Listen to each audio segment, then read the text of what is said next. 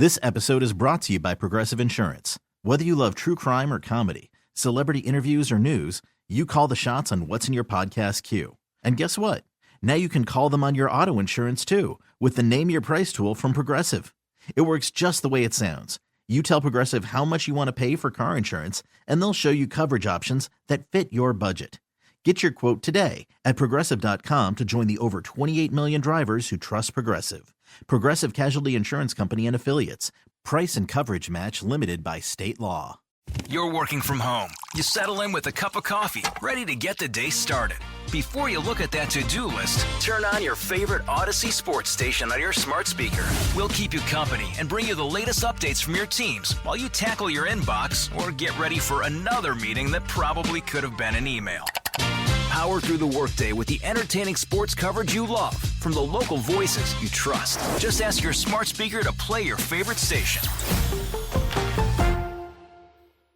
Hey, anyone know what channel the game's on? We know. Download the Sports on What app today and always know how to watch the game. Satellite, cable, or streaming. Sports on What knows the channel the game is on, and you can too. Subscribe today to start your 7-day free trial. Sports on What? We know. And now, here's the question. Hola, bitches. Good day to you and yours. All right, people get hurt on the job a lot. It's just the law of averages, but there are certain jobs that you don't expect the injury that you get. So, say you're a touring musician. Now, sure, you might trip over the endless cables and cords on the stage, even fall off the stage, or maybe you fall victim to the pyrotechnics. Or, if you're a member of Jane's Addiction, you might just get punched by lead singer Perry Farrell. At least that's what happened over the weekend when he attacked guitarist Dave Navarro. Bassist Eric Avery, he actually had to restrain him and drag him off the stage. That was the end of the show. That was on Friday. Today, they announced, we're going to cancel the rest of the tour. Now, in spite of the fisticuffs, no one was injured, but that was almost a workplace injury. Meanwhile, in California, a man is suing his former employer after he injured himself on the job. He herniated 3 discs in his back and suffered a collapsed hip. I've never even heard of a collapsed hip, but it's a situation that he has.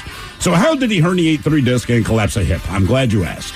As the former chief of staff to State Senator Marie Alvarado-Gil, he was, allegedly, asked to occasionally perform sex acts on her to, quote, prove his loyalty. And according to his lawsuit, during a road trip, Senator Alvarado-Gil demanded that he canyon yodel her mossy cottage, if you will, in the car. Now, he's not particularly limber, and I know this because he obliged to do it and ended up herniating 3 discs and collapsing his hip. That's right, servicing his boss in the front seat of the car on a road trip. But hey, like we said, work, it can be a dangerous place. Now, these are just some of the stories we've come across. Stories that left us with many questions we'd like to ask you in the form of our random question, and this is how it works. You call us, we ask you a question at complete random. And after you share your story, we will share with you the news story that inspired said question. To be a part of the big show, the random question, call 206-803-ROCK. Like the Men's Room on Facebook, follow us on Twitter and Instagram at Men's Room Live, and send your emails to the Men's Room at KISW.com. This episode is brought to you by Progressive Insurance. Whether you love true crime or comedy, celebrity interviews or news, you call the shots on what's in your podcast queue. And guess what? Now you can call them on your auto insurance too with the Name Your Price tool from Progressive. It works just the way it sounds. You tell Progressive how much you want to pay for car insurance, and they'll show you coverage options that fit your budget. Get your quote today at Progressive.com to join the over 28 million drivers who trust Progressive. Progressive Casualty Insurance Company and Affiliates. Price and coverage match limited by state law. You're working from home. You settle in with a cup of coffee, ready to get the day started. Before you look at that to-do list, turn on your favorite Odyssey sports station on your smart speaker. We'll keep you company and bring you the latest updates from your teams while you tackle your inbox or get ready for another meeting that probably could have been an email. Power through the workday with the entertaining sports coverage you love from the local voices you trust. Just ask your smart speaker to play your favorite station. The debauchery rolls on. You're listening to The Men's Room with Miles and Thrill. 99.9 KISW. Oh, Patrol's away we go. Welcome to season 19, episode number 4180. What a large and a charged program we have for you today. Guaranteed future repeat. The exciting return of your guess is as good as mine. Our categories today. We have the cities with the worst traffic problems in America. All right. The Consumer Affairs Research Team analyzed 3 key traffic measures for 49 major U.S. metros to determine which cities have the heaviest congestion, longest travel times, and most fatal crashes. Okay, combine those factors to calculate an overall traffic score for each and every city and rank them. So we have the top 10 cities for the worst traffic in the United States of America. Kind of loaded, though, because, Seattle has bad traffic, but not a ton of fatalities, where I'd argue Baltimore does not have terrible traffic, but if there is an accident, there are fatalities. Seems like just because people drive so fast, right? do. So you drive at 95 miles an hour, hit another car going 95 miles an hour head on. Everybody's gone. These cars are obliterated. Where here, you're going 45, bump into the back of someone. Yeah. Going 85 there. On the next category, the 10 best Seattle grunge bands of all time. They say after the glossy pop records dominated the mid-'80s charts, music world needed a shot of real, raw rock and roll. The antidote came in the shape of grunge, a mighty distillation of punk attitude, heavy metal volume, pioneered by some remarkable bands from the city of Seattle and the Pacific Northwest. All right, but they're saying 10 Seattle bands. These are the 10 best Seattle grunge bands. Now, technically, you could go on the outskirts a little bit on some of these bands, so to speak, as far as... Oh, well, really, they're from, Kurt Cobain from Aberdeen. We get it. Yes. But it is Stay Away from Seattle Day, which is today's holiday in town. So Stay Away from Seattle Day?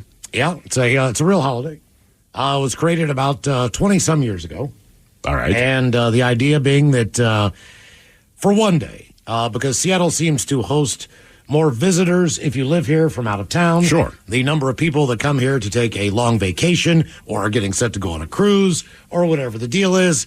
The idea being Seattle needs one day of the year where no one comes to visit, where people can just have a normal day of living and life with no traffic, no craziness, no anything. Why wouldn't you do it on, January 9th? This is the day they picked. I have no idea why. It is Stay Away from Seattle Day. You're not supposed to be downtown all day. What did your buddy Dan think about Seattle, Ted? He was here, a couple of days? 3 or 4 days? Yeah, 3 or 4 days. All right. He enjoyed it, but we kind of had stuff planned out. Yeah. But he loves to cook and clean. So perfect. When he was down at the market, he's like, I'd be here every day. Oh, yeah? Just buying stuff, yeah. If he lets you cook and clean, next time he comes into town, he can stay with us. He cleaned my place. That's what I'm saying. And I had already cleaned it. And then I got up Friday morning, he's like, sorry, it's my love language. I'm like, did you rearrange everything in my cabinets? And he's like, basically, yes. I was like, all right. You got up early. Yeah, he was fired up. Well, that's what happens when people come in from the East Coast. They're still on that clock, so they're not always up early, man. Plus, Dan and I lived together for so long. I was like, you're not my roommate. You don't have to clean up. He probably just can't help himself. Right? Yep. Oh, what else do we have for you today? Oh, yeah, we'll have some updated locations on the Men's Room IPA from Black Raven Brewing for you. By the way, I did finally get to have a Men's Room beer brought last night from Louis Famous. There you go. I think it's the first question I asked Miles when I saw him this morning. Yeah, how's the weekend? That's cool. Did you finally have a beer brought, man? It was really, really, really good. This is what we have been telling you for how many? You got 4 packages? Yeah, and how many did you eat? I just ate one. There were 3 sausages in one package. Right. They're pretty good size. But I went back up to Market Time in Fremont because I need to get some chips, and they got some really good French onion dip they make. Ooh, all right. So I realized that they restocked it. So if you're looking for the sausage, it is in Fremont, on Fremont Avenue at the Market Time Grocer. If you want to stock back up on and that. Miles can attest, it's good. It is great. Yeah, it we is know. Absolutely great. The only thing that kind of sucked was earlier this week, my daughter comes down. That does suck. And I've got 2 fillets. They're wrapped in bacon. Got them at the Fred Meyer. They got them for $5 a piece, whatever. $5? $5, bacon wrap fillets, Fred Meyer. Just try me. Does this meat come from a cow? I'm just $5. These are good, man. Okay, I'm saying wrap. Bacon. All right. I had them out, man. I put them right on that grill. I go back out to check on them, and all my propane had run out. No. So that is the worst. I made the sausages in a pan. They were still really good, but either way, it's kind of open the grill. What did you do with the steaks? You finish them on the pan? I ended up, cooking them inside. How pissed were you? Well, I have a cast iron skillet. Right, but that's not how you wanted to cook them. No, it's not. But the bacon, fat, you know what I mean? Kind of help with the pan, man. So by the time it was all said and done, I was like, you know what, this probably would have been the right way to do it anyway. That way I didn't lose all the delicious bacon juices, down inside the Also known as fat. Exactly. Random. Hello, Chris. Welcome to the men's room. Hola, bitches. Hola. Chris, welcome to the program. Random question. Hopefully you can answer this one for us, Chris. Go for it. What family member would you say in your extended family gets made fun of the most or ridiculed? You know, if you're all talking like, oh, God. Mm-hmm. Yeah, what an idiot. Or whatever the deal is. Who is the person in your family that you think gets made fun of or ridiculed the most? Ooh. If you can't think of someone, it's you. Yeah. No, I just don't want to. I don't know if I'm going to end up outing the person. Well, just say what the characteristics are. You don't have to say how you're related to them. Mm-hmm. Okay, I can do that. Male or female? How about that?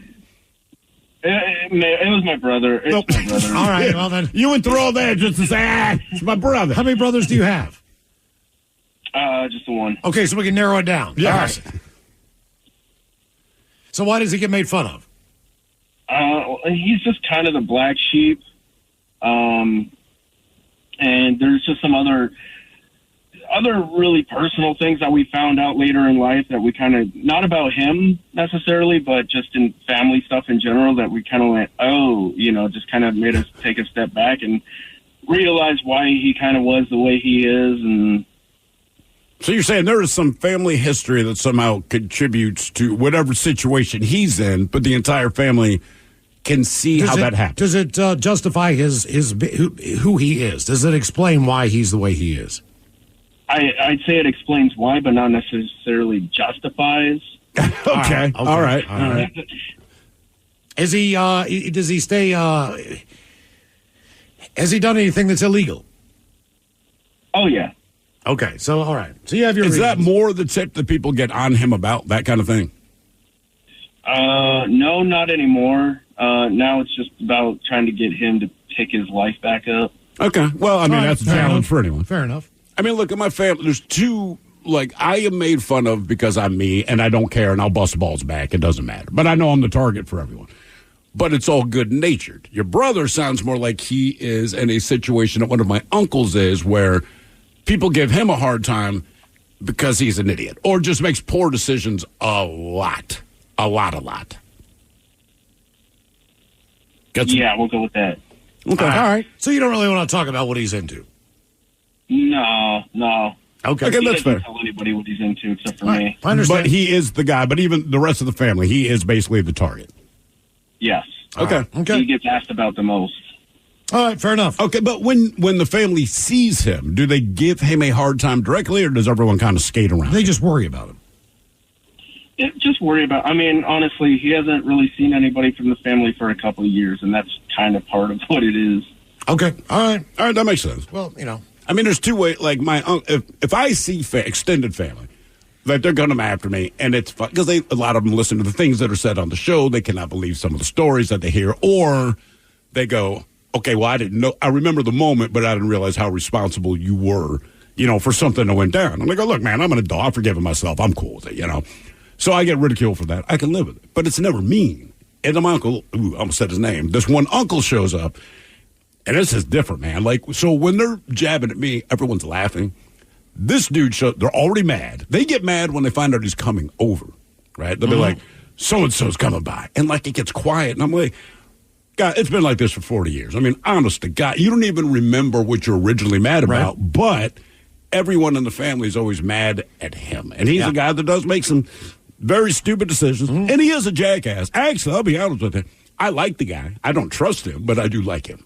Okay. I think there's also a difference, too, between, like my family, the Smiths. It is constant. Right. That everybody's giving everybody a hard time. But nobody, there's only ever been a couple people that were kind of distant Smiths that would be like, oh, Christ, if that dude's coming over. Same thing. Do we have to hide anything valuable? Yeah. Oh, yeah. Right? Okay. Is he going to drink all the whatever when he's not supposed to be drinking. Like, see, and there's the difference. Right, that's not fun. Like, to me, that's not making fun of somebody. That's like, oh, we got a problem. Yeah, you got to worry about it. I always get and it can be either side of the family. Like, if I visit my wife's side of the family and we go to Pennsylvania, they're like, because her mom, very conservative woman, you know what I mean, doesn't do a lot of extracurricular stuff, but she's like, Steven, we bought 4 cases of beer for you. They are in the basement. She's just looking at me. And I know you're only here for 2 days. I'm like, well, we'll see if it's enough. Like, so they're accommodating. They know who Did you drink it all? Oh, hell yeah. My wife, actually, last time we went, I put down a case day 1, right? But it's Yingling and all this lighter beer, so I'm peeing a lot, but also you eat really well when you're there. And God knows in Pennsylvania, if it's not made of beef or potato, it's not even a food, so you're not eating anything light. That doesn't happen. Everything's heavy. I'm fine. My wife finally came up to me toward the end of the night, and she goes, look, just do me a favor. Just don't polish off the entire case. There were like 2 beers left. And my plan, it was like 8 o'clock at night. My plan was obviously to finish the case. She's like, it's just for optics. I'm like, all right, man, I got you. But sure enough, the next morning got up, crushed 2 beers, 1 case down, let's go on to the next one. But they buy it for that reason. Mm-hmm. I got one cousin that's kind of he's a questionable character, but he's also in his 70s. What makes him questionable in his 70s? Is it his opinions? Like 20 years ago, 25 years ago, his dad passed away unexpectedly, and his dad lives where my mom and my grandmother live now in West Virginia. Okay. It's a very small town. It used to be a mining town, but everything's pretty well dried up. There's no jobs or anything like that.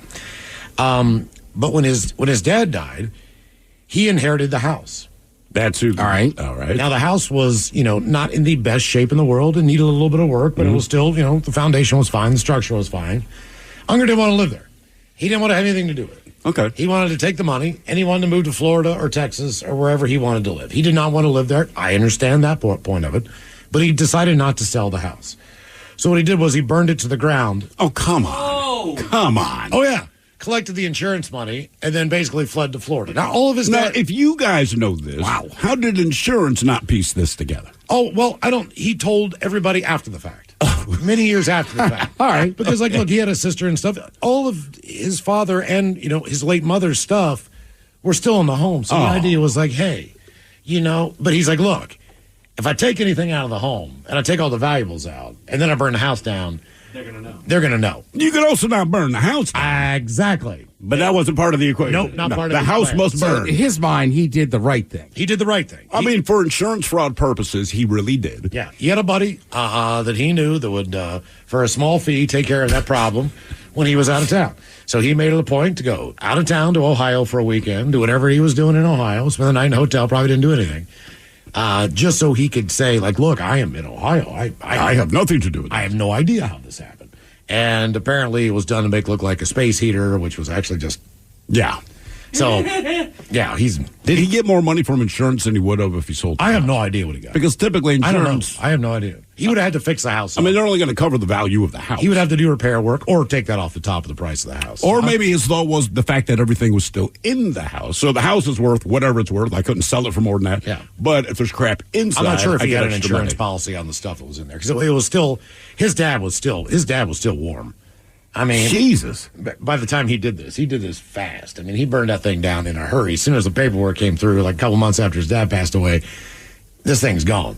Damn. He completely burned the house down. I mean, this was 25, And then he came 30 clean. years So ago. nobody had any idea. He volunteered the information. No, that's what I'm saying. Like, I don't think, if I chose to do He's that, not the brightest guy I in the don't think I would tell He also people had that. he had an OxyContin habit. I mean, all the things Sure. that equate to being from that area and being a dumbass. But keep your secrets. Yeah. Oh, yeah. Yeah, remember when the house burned down? Yeah, that was me. Yeah. I mean, some people also just make terrible decisions. My Sure. mom had a cousin, and he wasn't a bad person, right? But he was just one of those dudes. Like, every new job was going to be a new start. Right? But he never kept them. So then for a while... He has 11 new Because he starts wanted a then. new start. Yeah, for a while he lived with us, and just didn't work, and then he finally gets a job, comes home one Friday night. So my dad had been like, "You need to pay a little bit of rent or something." Yeah. And I remember he walks in. Even at this point, right? I'm maybe 11 or 12, but you can tell that he is altered, right? So I don't know if he was doing drugs or just spent all his money, but he was like, "Oh yeah, I went to I cashed my paycheck and then I got robbed." I remember my dad just losing it. Probably. I just like, get the F out of our house. That's one thing I don't think I would do is allow the questionable family member to, quote unquote, spend time with me. Yeah. Please, we ask what family member gets made fun of or ridiculed the most. Tito Jackson, a brother of Michael Jackson and Janet. Well, no. Had a heart attack and passed away at the age of 7. We don't know why he got so much help. But we were talking about this earlier. When it came to the Jacksons, if there was a punchline, it was Tito. Not even Michael. Tito needs a tissue. Whatever the deal is. It was always something that I don't know the root of this. I don't know anything. But seriously, why. like, you would talk about the Jackson family, particularly when Michael Jackson was in the news for all the weird stuff going on with him. Somehow, in spite of Michael, a man whose nose fell off, he's friends with Webster. He had a chimpanzee. And Bubbles. Right. But you made fun of Tito. Yeah, you know what exactly. I mean? Like, Tito was still the punchline. Yeah. Like, I'm related to Michael, and I'm the weirdo. He was the older brother, Michael. He was one of 9 Jackson children in total. He was 70 years old. His nephew, Siggy Jackson, tells People, which first reported the news, that although an official cause of death has not really been announced, he believes Tito had a heart attack while driving from New Orleans to Oklahoma. And he was one of the original members of the Jackson 5. It was himself, Michael, Jackie, Jermaine, and Marlon, managed by their father, Joe. And at one point, including brother Randy Jackson, had a bunch of hits through the 70s. ABC, I Want You Back, I'll Be There. He still performed as the Jackson 5 with brothers Jackie and Marlon as recently as earlier this month in the UK, as the group was inducted into the Rock and Roll Hall of Fame in 1997. The brothers grew up in Atlantic City, New Jersey, moved to Cincinnati originally from Indiana. Yeah. Came out with his first single, Love One Another, in the summer of 2021 during the COVID pandemic. That was the first time that Tito ever released his own I'm sure they made fun of him for that, too. Yeah. Tito's sons, TJ, Taj, and Terrell, wrote that I will love you, and you will it'll forever and always be Tito time for us. He could not get past one letter. Everything should start with T. Mm-hmm. Tito Jackson. All my children start with T. Because Michael named his son Blanket, but I'm the funny one. Okay. Yeah. More of the random question coming up. 206-803-ROCK. 99.9 KISW. The shenanigans continue. This is the Men's Room with Miles and Thrill. Random question 206-803-ROCK. Hello, Isaiah. Welcome to the Men's Room. Random. Hey there. Hola. Isaiah, welcome to the program. Random question. Let's see here. Let's go with this one. Isaiah, what useful thing would you say you've learned from television or a movie? What useful thing have you learned from a TV or a movie? TV show. Oh, not everything is true. Not everything is true. Well, yeah. You never watched MacGyver and learned how to reverse engineer, I don't know, a vacuum cleaner? I have not. Okay. Did you ever learn anything from children's programming? I guess that's the answer to the question. I'm in. Okay. Wow. Okay. No. All right, I'm going to play one. I'm going to play something here that I believe everyone, well, I guess it depends on your age. I don't know when they discontinued this, but I will say at a very young age, there are some things I actually learned from television that I still know today thanks to it. I'm just a bill. Yes, I'm only a bill. And I'm sitting here on Capitol Hill. Well, it's a long, long journey to the capital city. It's a long, long wait while I'm sitting in committee. But I know I'll be a law someday. At least I hope and pray that I will. But today I am still just a bill. Have you ever seen what that guy looks like? The guy that sings that? Yeah. No. Oh, yeah. He used to be in like a blues folk band. He was for He sounds like it. most of his life. Yeah. Like, it's like he and his brother. Did he sing? One guy's on all of them? keyboard, one guy's on guitar. They got like a drum loop thing going on. Because I learned about the bill, learned about the preamble to the Constitution, learned nouns, adverbs, verbs, conjunctions. Like his music. Electricity. Schoolhouse Rock, I think, was brilliant. His music sounded like Leon Russell. To give you a good idea, like a little bit of New Orleans. Sure, that guy sounds like it. Yeah, kind of that thing. But it But wasn't. I think Schoolhouse Rock was brilliant. For me, like G.I. Joe, they always kind of gave you a little lesson at the end of it. Sure. It's even just simple things, right? Like a nosebleed. Like, don't tilt your head back. Oh, really? Right? G.I. Joe. Yeah. And I was like, I never knew that. When we were kids, we all thought you just tilt your head back and it somehow go back in your body. Isn't that what your parents told you to do, though? Probably. I feel like my parents always said, hey, tilt your head back. Looking back, I think it's because they didn't want you to bleed on other things. But you're right. You find out later, like, don't do that. You're bleeding. It doesn't make sense. But, like, Schoolhouse Rock was great because we learned. And like I said, man, maybe by second grade, because of Schoolhouse Rock, even the dumb kids eating glue in class, we all knew what a conjunction was. We all knew what a noun was. We all knew what an adverb was. And the teachers didn't even have to cover it because we all saw it, And everyone knew the song. And, like, it made a huge difference. Yuck mouth, the importance of brushing your teeth. Like, your parents could tell you, dude, brush your teeth, brush your teeth, brush your teeth. You're just thinking it's about your breath Cavity or something creeps, like that. all that. Oh, yeah. Who was that? Was AIM. Do they still make AIM toothpaste?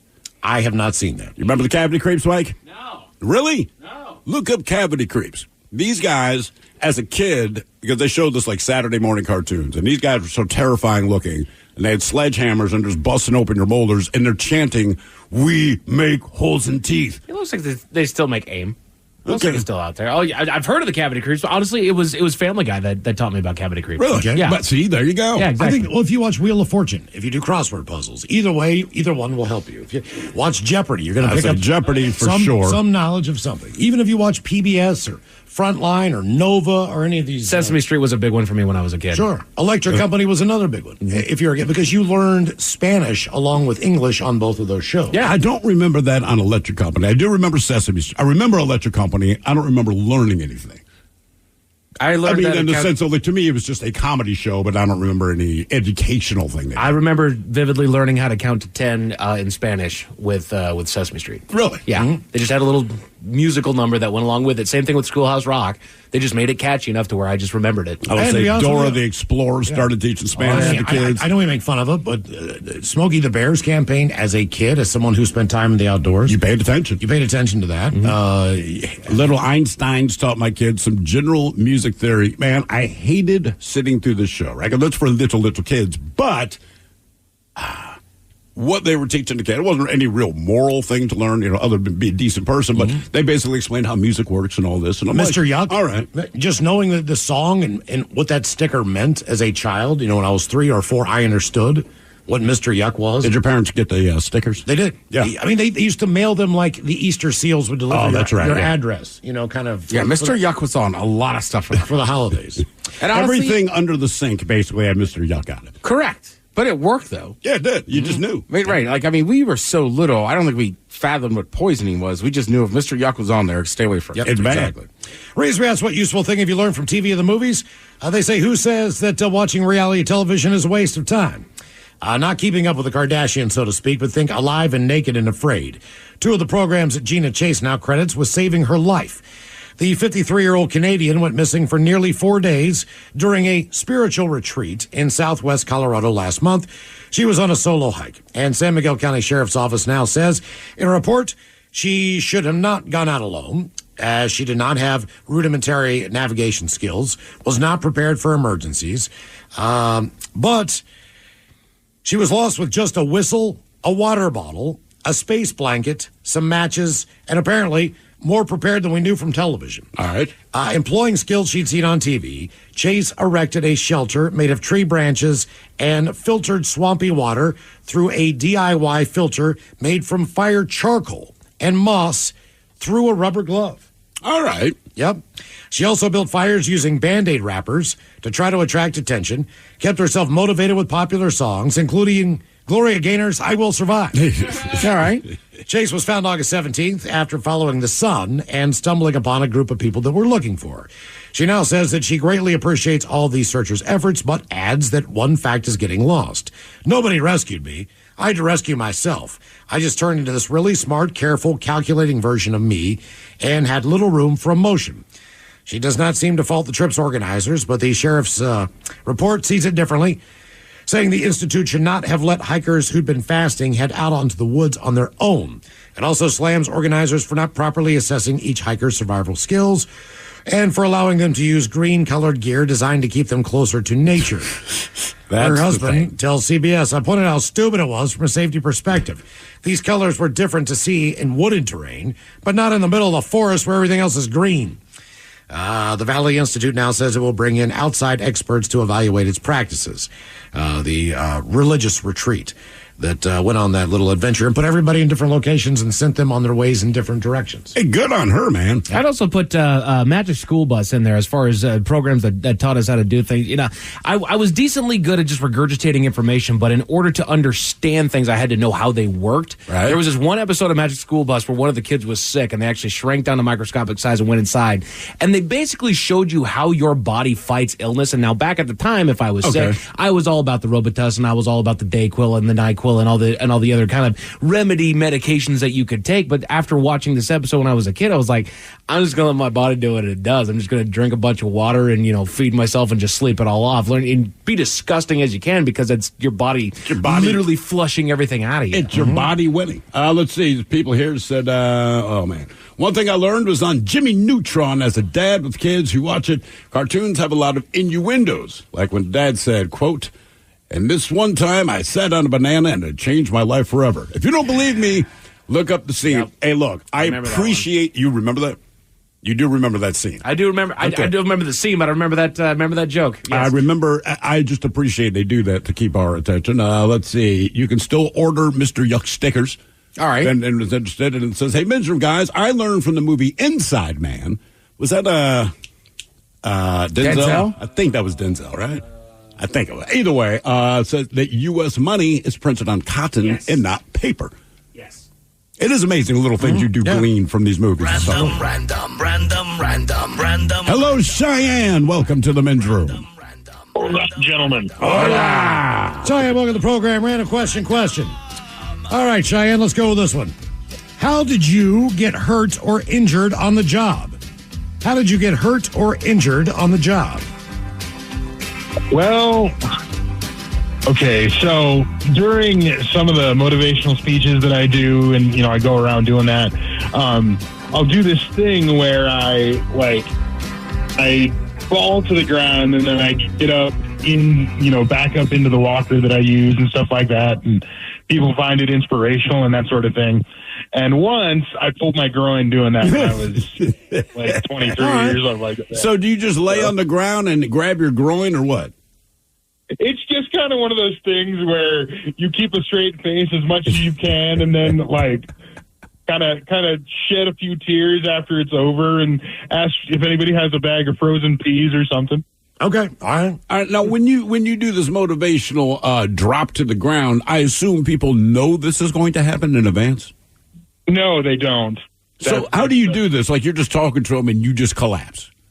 Well, I always preface it with no, and they think I'm being figurative, but I always preface it with no matter how bad you fall, you can always get back up. And during that one particular one, I was like, well, apparently not this time, but All right. Has anyone thought that you were faking it? Just the fact that they did not know this was going to happen. You drop to the floor and then you climb back up to the walker. Everyone's like, yay. Has anyone just had their arms folded, kind of giving you the side eye? No, it was kind of, I will admit the part of me that's a little sadistic does get a little bit of laughing and joy out of the gasps. So. Okay. I don't know if, I've chipped a tooth at work. On what? Oh, I was on the air and I realized at the time that I did not have my commercials loaded. Yeah. And the commercials that we used to play back in the day used to come on something that looked like an 8-track cassette, like a cart. Mm-hmm. The cart rack was behind me. I realized I'm going into a break. I do not have the cart deck loaded, which is just one of those things. That's a problem. When you're doing stuff and you're running around, you're trying to get all your stuff done so you can leave. At any rate, I reached back, grabbed the cart deck, went to shove it into the deck, and when I pushed my face forward, I hit my tooth on the microphone, and then it just kind of dropped, the part that chunked off, and just kind of started rolling around on the counter. I was like, I just chipped my tooth. So... yeah, there's not a lot of injuries that come with radio. No, radio is not really the most dangerous thing in the world. I mean, I've had some situations where a thunderstorm came in and the transmitter and tower were at the site of the broadcast facility. Yeah. That got a little weird at times, just knowing, if you get hit, the house is going to get zapped too. Sure. But that never happened while I was there. It happened to other people. I mean, I cut myself and burn myself in restaurants. But if you cook, that nobody even cares. That's just part of it. But as far as radio goes, I mean, the closest I've come to getting injured in radio, I think, was back in Baltimore. Pissed some guy off about whatever, like months in advance. You didn't even know what they're talking about, but they were pissed off when they met you. And I know the guy wanted to beat my ass. But what made it worse was I knew he could. But I managed to talk my way out of it. Okay. I just remember this guy showed up steamed. And I was like, dude, it's all a joke. Don't take it seriously. Well, I took it seriously. Like, to an event or to the station? To an event. All right. At an event, it's one thing. I get it. A bunch of people show up, and if they got frustrated, we still hear it now. And, hey, man, 3 years ago, you said, my butt hurts. Fine. If someone shows up at the station, like, that's a different kind of scary. Yeah. They're like, oh. Yep. Ooh. Razor asks, how did you get hurt on the job? A man who served as chief of staff for a California state senator is now suing her for alleged sexual harassment, claiming she abused her power and coerced him into performing karaoke to prove his loyalty and later fired him when he refused her advances. Chad Condit, he was hired to work for State Senator Marie Alvarado Gil in July 2022 and became her chief of staff 5 months later. Now, according to the lawsuit filed in Sacramento, she began asserting her power over him by forcing him to help with tasks for her children and grooming him by making intimate and sexual comments. Condit is the son of Gary Condit, the former U.S. representative who became known for an alleged affair with intern Chandra Levy. Now, she was the girl who disappeared in 2001 and was later found in a Washington, D.C. park. Yep. Gary was ruled out as a suspect in her killing, later denied having an affair with her. She commented to plaintiff several times that she assumed plaintiff would be like his father. Damn. Insinuating that he should be open to sexual relationships with her. His attorney called for an unbiased investigation, and he represented a district covering parts, or she did, of California's Central Valley. Her attorney said in a statement to Huffington Post that the lawsuit is outlandish, presented without evidence to get a payday. As far as the plaintiff's counsel comments go, plaintiff's counsel better have some real evidence to back up these outlandish claims and platitudes, because I will embarrass them at trial. The lawsuit says that she also hired Condit's wife to work on her campaign. Lawsuit cited one alleged incident where Alvarado Gil demanded that Condit show her loyalty by having him perform a sex act on her during a trip out of town. The suit said that at this point, Condit was numbed and acted without thinking due to months of her creating a dominant, submissive relationship. She appeared to enjoy her power and demanded the show of loyalty on several occasions, adding that there was no sexual intercourse, but while performing oral sex on the senator in a car, he suffered 3 herniated discs in his back and a collapsed hip, according to the lawsuit. His attorney said he was in a position of anxiety and feeling pressured by the senator. No, I think he's saying like just the angle with which he had to adjust himself to perform his duty ended up herniating 3 discs and collapsing a hip. Damn. Random. I want to know how that goes over at L&I. You know what I mean? Hey, man, I don't think I can work. This is what happened. You think L&I's like, you're fine. Just limber up a little more. Do your job right. Hello, Emmett. Welcome to the men's room. Hola, bitch, hola. Hola. Emmett, welcome to the program. Random question. All right, Emmett, let's go with this one. Since it is National Stay Away from Seattle Day, where do you not go in the Seattle area, and why do you not go there? Where do you not go? Just for whatever reason, good or bad? I just try to stay out of Seattle, period. Stay out of downtown. Is it because of the traffic and all the craziness, the congestion? I've just never really enjoyed going to Seattle. I mean, like, I love Seattle. It's a great place, but, like, I feel like parts of it have turned into a bit of an S-hole. And so I figure, like, I can get the same thrills at, other places. I can go somewhere up north. I can go out, and, I just don't have to deal with Seattle. Also because of the traffic, because of the people, because of just multiple different reasons. But I love the city. Love the city. It's just the traffic in the people. Just the people that populated and the people that drive there. I mean, like, I used to go to Seattle with my parents, like, all the time when I was a little kid, and I loved it. But, like, going there now, I just, like, I don't know, I just, like, unless I have to for work or, like, unless there's a concert there, I just personally try to stay out of Seattle. I mean, look, you got to save money. One thing I will say about being a kid and coming to Seattle, like, God, I had a great time. We went to the Needle. We saw this. We got to walk through downtown. Then as an adult, I paid for parking, and it's outrageous. Yeah. We had to pay to go to the Needle. Like, it's a much different experience as an adult. Like, this is a ripoff. But also, I don't think it matters what major city you live near. Mm-hmm. Once you move out of the city, unless you work down there, you just don't go down there. No, I just moved to North Seattle. But I don't go to my old neighborhoods near, like, Capitol Hill. When's the last time you've been? Yeah. I mean, every doctor appointment I have is typically up there. Sure, right there. Other than that, or up on Broadway, too. I mean, I think I went to see Danny do one of his emo nights this summer. Oh, that's right, yeah.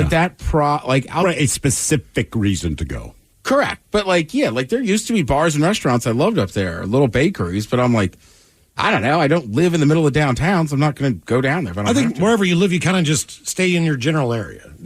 As far as grocery stores, as far as going to pick up pizza or going to I know it's stupid. Most people look like, what's the school system like and all that? I don't care. I want to know that there's a good bar close by. It might sound ridiculous, but I'm not kidding. It's at, the watering hole, and it's like, look, this is where I go. The kids, we'll figure out the school and all. It's up to them, right? But the bar, and it's like we found a bar that we truly enjoy going to.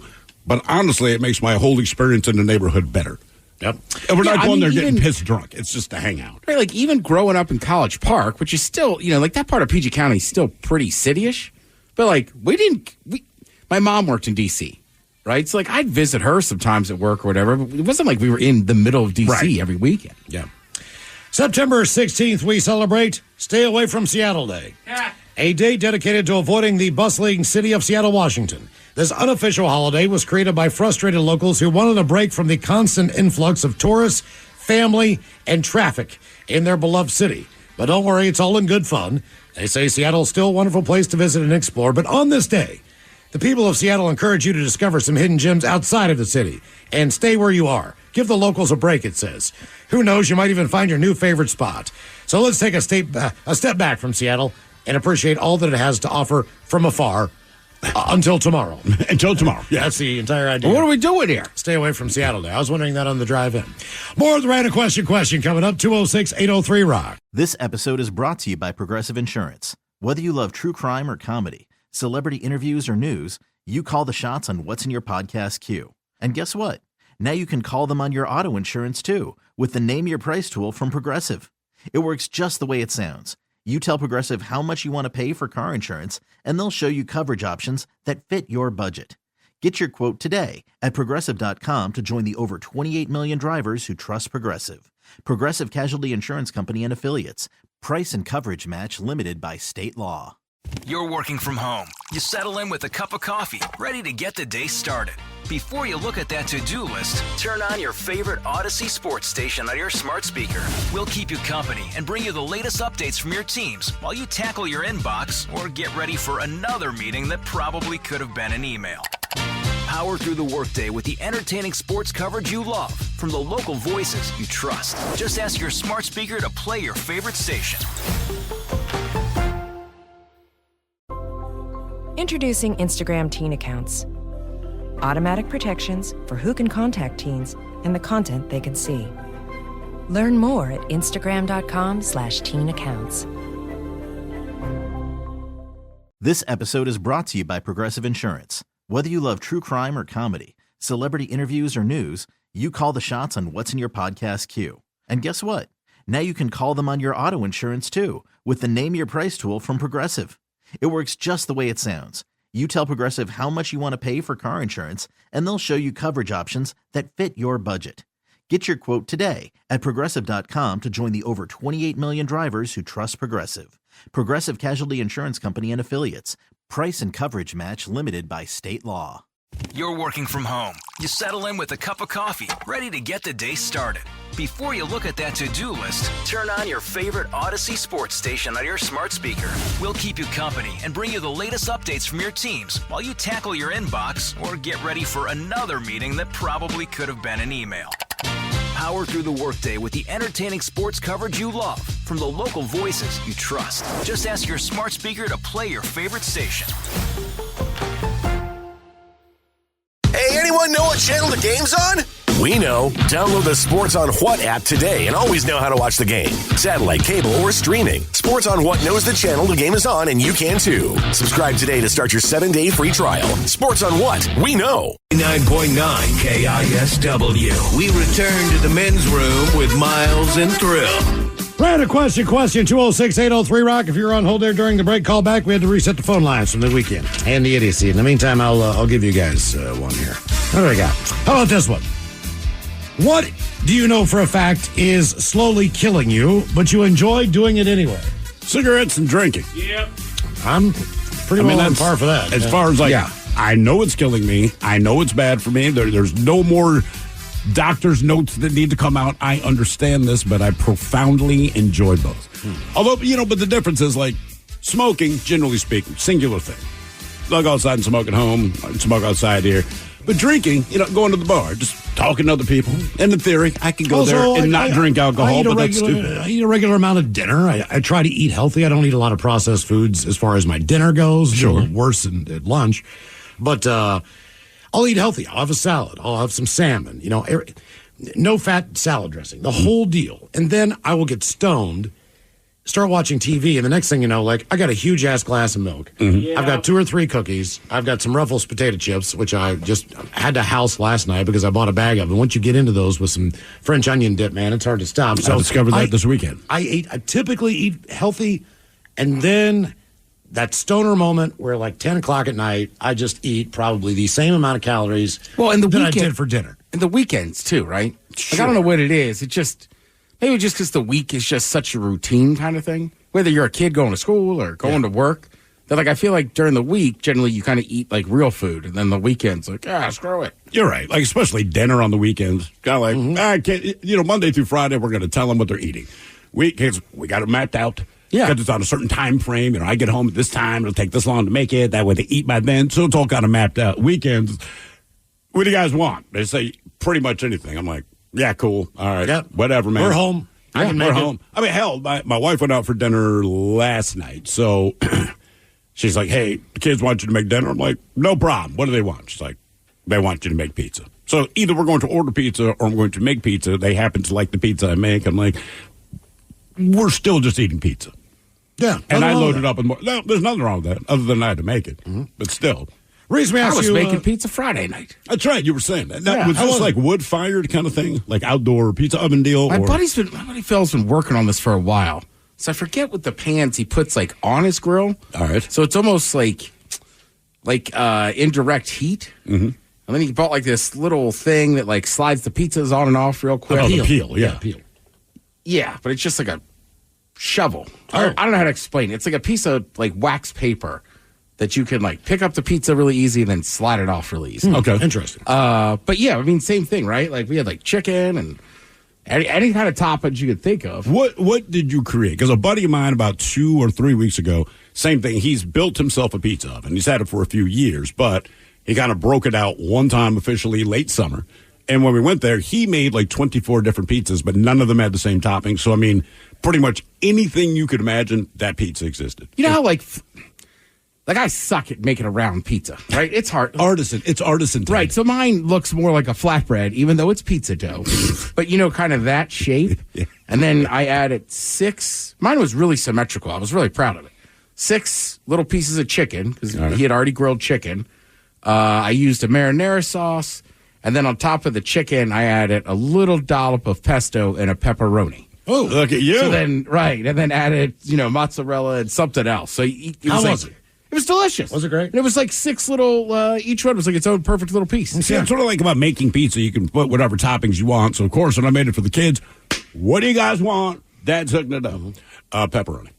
Reason we asked what's slowly killing you, but you enjoy doing it anyway. There's a thread online where people are talking about things that are slowly killing you, but you enjoy doing it. And not surprising, some of the most popular answers involve what we brought up. Vices like tobacco, alcohol, and drugs. Others had a different take.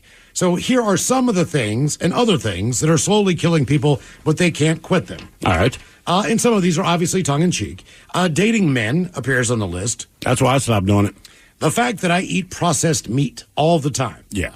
I mean, whether you know it or not, that's one of the worst things you can eat as far as cancer-causing agents in food. You don't really find that out until you're with someone who's pregnant and the doctor says, like, hey, don't eat processed meats. And I'm like, well, you've been eating processed meats for a while. What's the difference? And they're like, it is absolutely horrible for you. I never realized how bad they are until you carry another life inside you. But, Miles, you made a good point, I think, where, like, dinner, most people, I feel like you try to do a slightly better job. But lunch, you're kind of at the mercy of what's around. What you got? One person said welding, their job.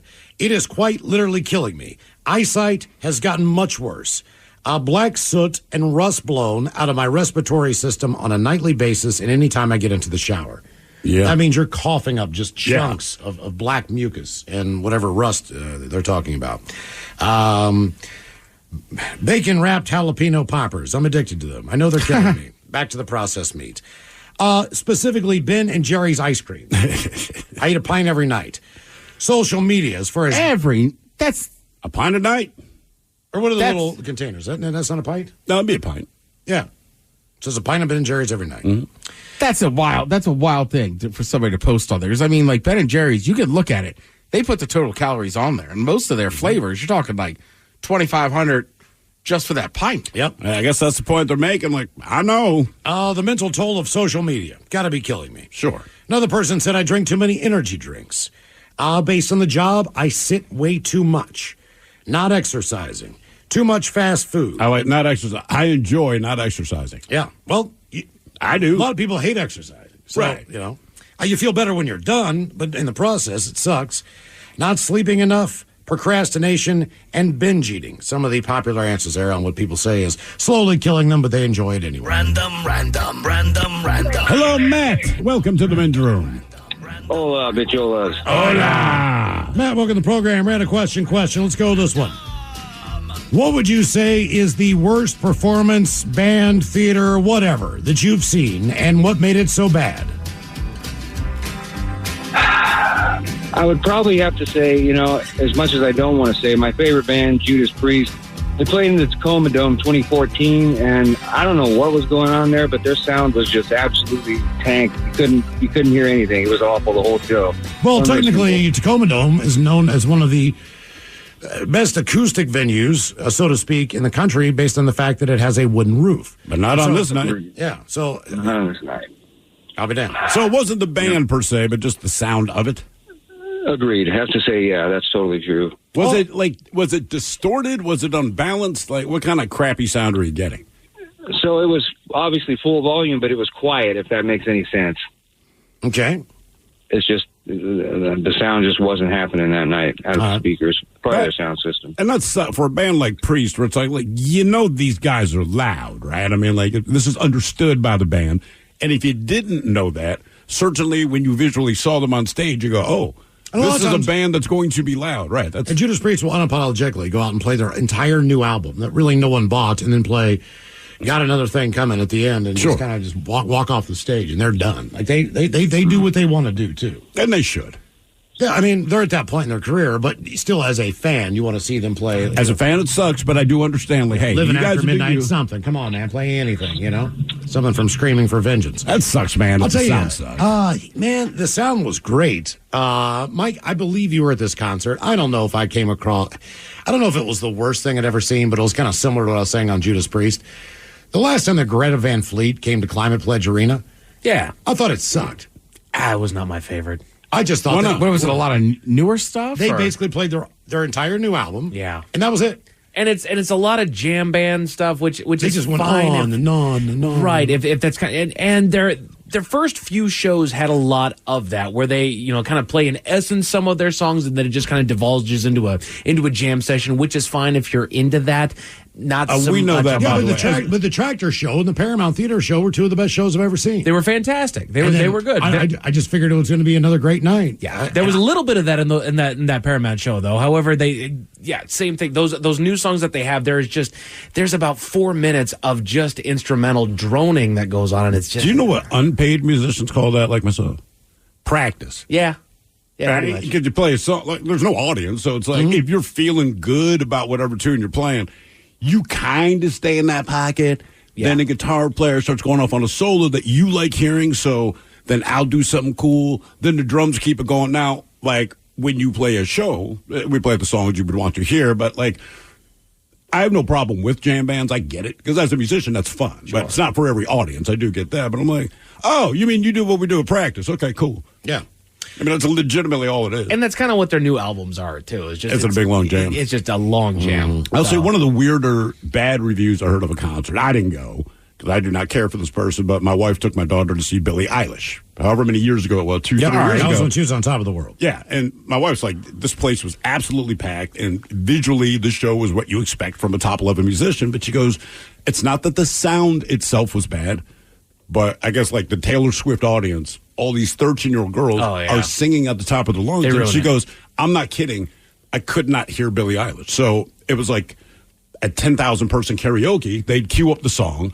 You could hear the music of the song, and it was fine. But she goes, as soon as this girl sang anything, everyone in the audience sang. And she said it was cool in the sense of how much it meant to these kids. But, like, I never heard Billie Eilish, and I paid money to go to a Billie Eilish. That's also the demographic in that age group. You know, I've seen a handful of videos, especially when Taylor Swift came through here to town, that it's almost their goal to scream it as loud as they can. Yeah. They're not trying to hit pitch. They're not trying to sing along. They're trying to just scream as loud as they possibly can what the lyrics are. So it completely ruins the show for everybody that's around it because, like you said, I can't hear the artist, and now I can't even hear the music because I have this piercing screech coming out from behind me. So that didn't shock me at all. People. By the way, there's also just something with that age. Yeah. Right? Like my buddy, it's a pitch you can't even fathom. My buddy coached for years with the Reign, and sometimes after those games, at this point, they had a lot of famous international players on that team. And I would stand there and wait for them. And when like some of the big name players would come over, those girls all hit that same pitch. It was just like, oh my God, my head's going to get a headache. It's we did they have at my kid's school the father-daughter dance, right? And it's a very sweet thing. It's cool. Dads show up with their daughters. For the most part, they kind of go off on their own. The dads drink beer. But the first year they did it, they played what's this tune from Frozen? Let It Go. Yeah, Let It Go. Okay, so for kids like my daughter's age, that is the equivalent of I Will Survive. All right, so the DJ saved this for closer to the end of the night, and I didn't recognize it at the very beginning because it has a little bit of intro, whatever. But I remember when the song started, like every girl there, they stopped doing what they were doing. They went to the dance floor. And like you said, Ted, just the screech of them. And all the dads are looking at each other like, what the F is this? And they don't want to dance with this at this point. This is a female empowerment song. Dad, you stay the hell on the sideline. And when they finally got to the Let It Go, we're talking it was one shrill, awful fingernails on the chalkboard voice, but man, these girls were in it. It has gotten so normal for them that I actually caught another video of a gal that was in it, kind of the upper end of that age demographic. That she said that she went to a fair concert with her parents or something. You know, it's somebody that their parents were interested in. She came with her. She's like, I was surprised at how respectful the audience was. They were all just sitting there quietly. They were singing along, and they weren't screaming at the top of their lungs. They were actually just singing along, and it was a really nice, enjoyable concert. Like, hey, what a concept! Yeah, you hear the artist you paid for. Yes. Reason we asked, what is the worst performance you've seen and what made it bad? This sucks. Jane's Addiction has called off the remainder of its tour after an onstage fight between Perry Farrell and Dave Navarro.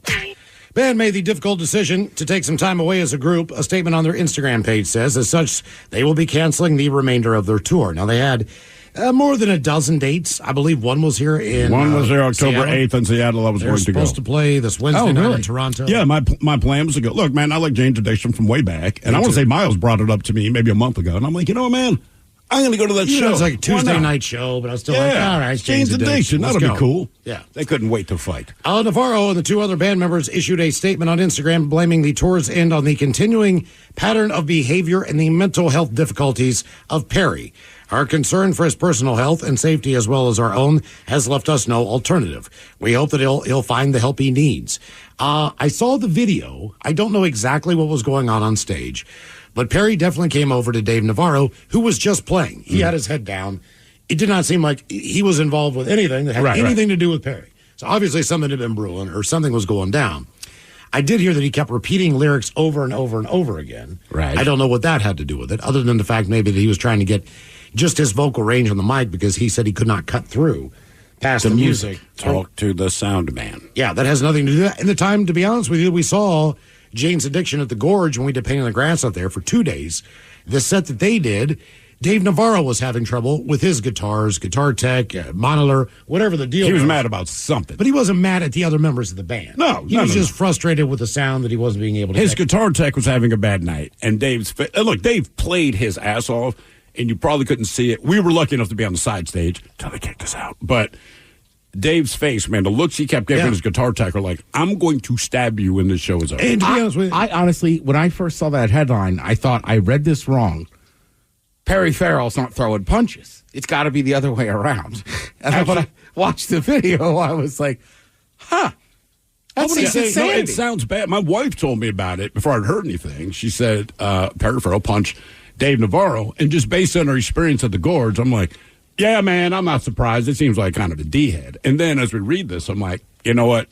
But off the stage before that, Dave Navarro was giving haircuts to crew members. Oh, yeah. Remember that? He was just kind of hanging out. He seemed like a decent guy. I guess he was doing the tattoo show maybe at that point in time. Yeah, on television. So. He looked as weird as Dave Navarro looks. But, I mean, he was super nice to us. I'm just saying, of all the things I've heard about, like, I guess I just didn't realize Perry Farrell had this kind of other side. I did not know. Right? Like, you know, Dave Navarro, he almost got beyond famous without even the band, right? Because he was dating, Carmen Electra or married to her, and you're right.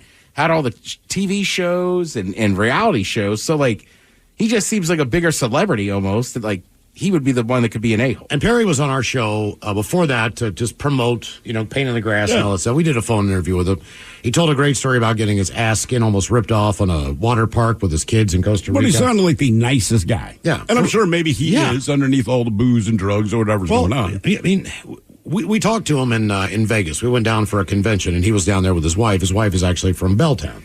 So we're just talking about Seattle. Bellevue or Belltown? I'm sorry, Bellevue. Ah, okay. And so she Belltown felt really specific. That's why I was like, man, that's real specific. That's the reason I asked. Yeah, but she was. I used to drink with her down at Buckley's. She was as nice as can be, and then Perry came over and started talking. We just started talking about Seattle and talking about how much he loves the city, and he was just the most calm, collective. It almost seemed like he was Buddhist in a way. So for the idea of seeing his actions on stage, that does not represent the person that we've even talked to or ever seen before. It doesn't, but that also tells me that in the 40 years, however long this band's been around, they've done a good job of keeping that under wraps. Because there's no way that this is new, at least to the band members. Because even the way they kind of did some quotes around this, it's like, look, we're in the know. We know what is going on, but we hoped we could get to the tour. But what they almost didn't even start the tour, right? Because they're saying, Perry, you need help. So this is before the tour actually launched. I guess as they're going through the practices and stuff, if he fell off the wagon, if he's not taking his meds, if he needs meds, whatever his situation is, it's more mental than anything else. And I want to say it was the bass player was saying, man, we should hold off on the tour until you figure it was held up way before that, too, because Dave Navarro had long-term COVID. Yeah. So he was fighting whatever he was fighting from having COVID, and a lot of people get that, and it's just, you just don't feel right. And apparently, it took him a long time to get to the point where he felt like, okay, I have enough energy, I can go out and go on tour. And then he gets punched in the face. That kicked his ass. Also, Perry Farrell, when that band started, he was old. He was one of the more old members in just in that scene. So I don't know if he's almost 70 years old. Or he's 65, I believe. I mean, he's not. By the time you're 65, one thing you hope, unless you live in the villages in Florida, is that you'll never be punched in the face again. Yeah. I mean, you just hope that you'll. Perry Farrell is 65. Yeah. I mean, like, I think you're beyond that stage of your life to think that you're going to get into a physical altercation ever again with technically at work. More of the random question coming up, 206-803-ROCK. This episode is brought to you by Progressive Insurance. Whether you love true crime or comedy, celebrity interviews or news, you call the shots on what's in your podcast queue. And guess what? Now you can call them on your auto insurance too with the Name Your Price tool from Progressive. It works just the way it sounds. You tell Progressive how much you want to pay for car insurance, and they'll show you coverage options that fit your budget.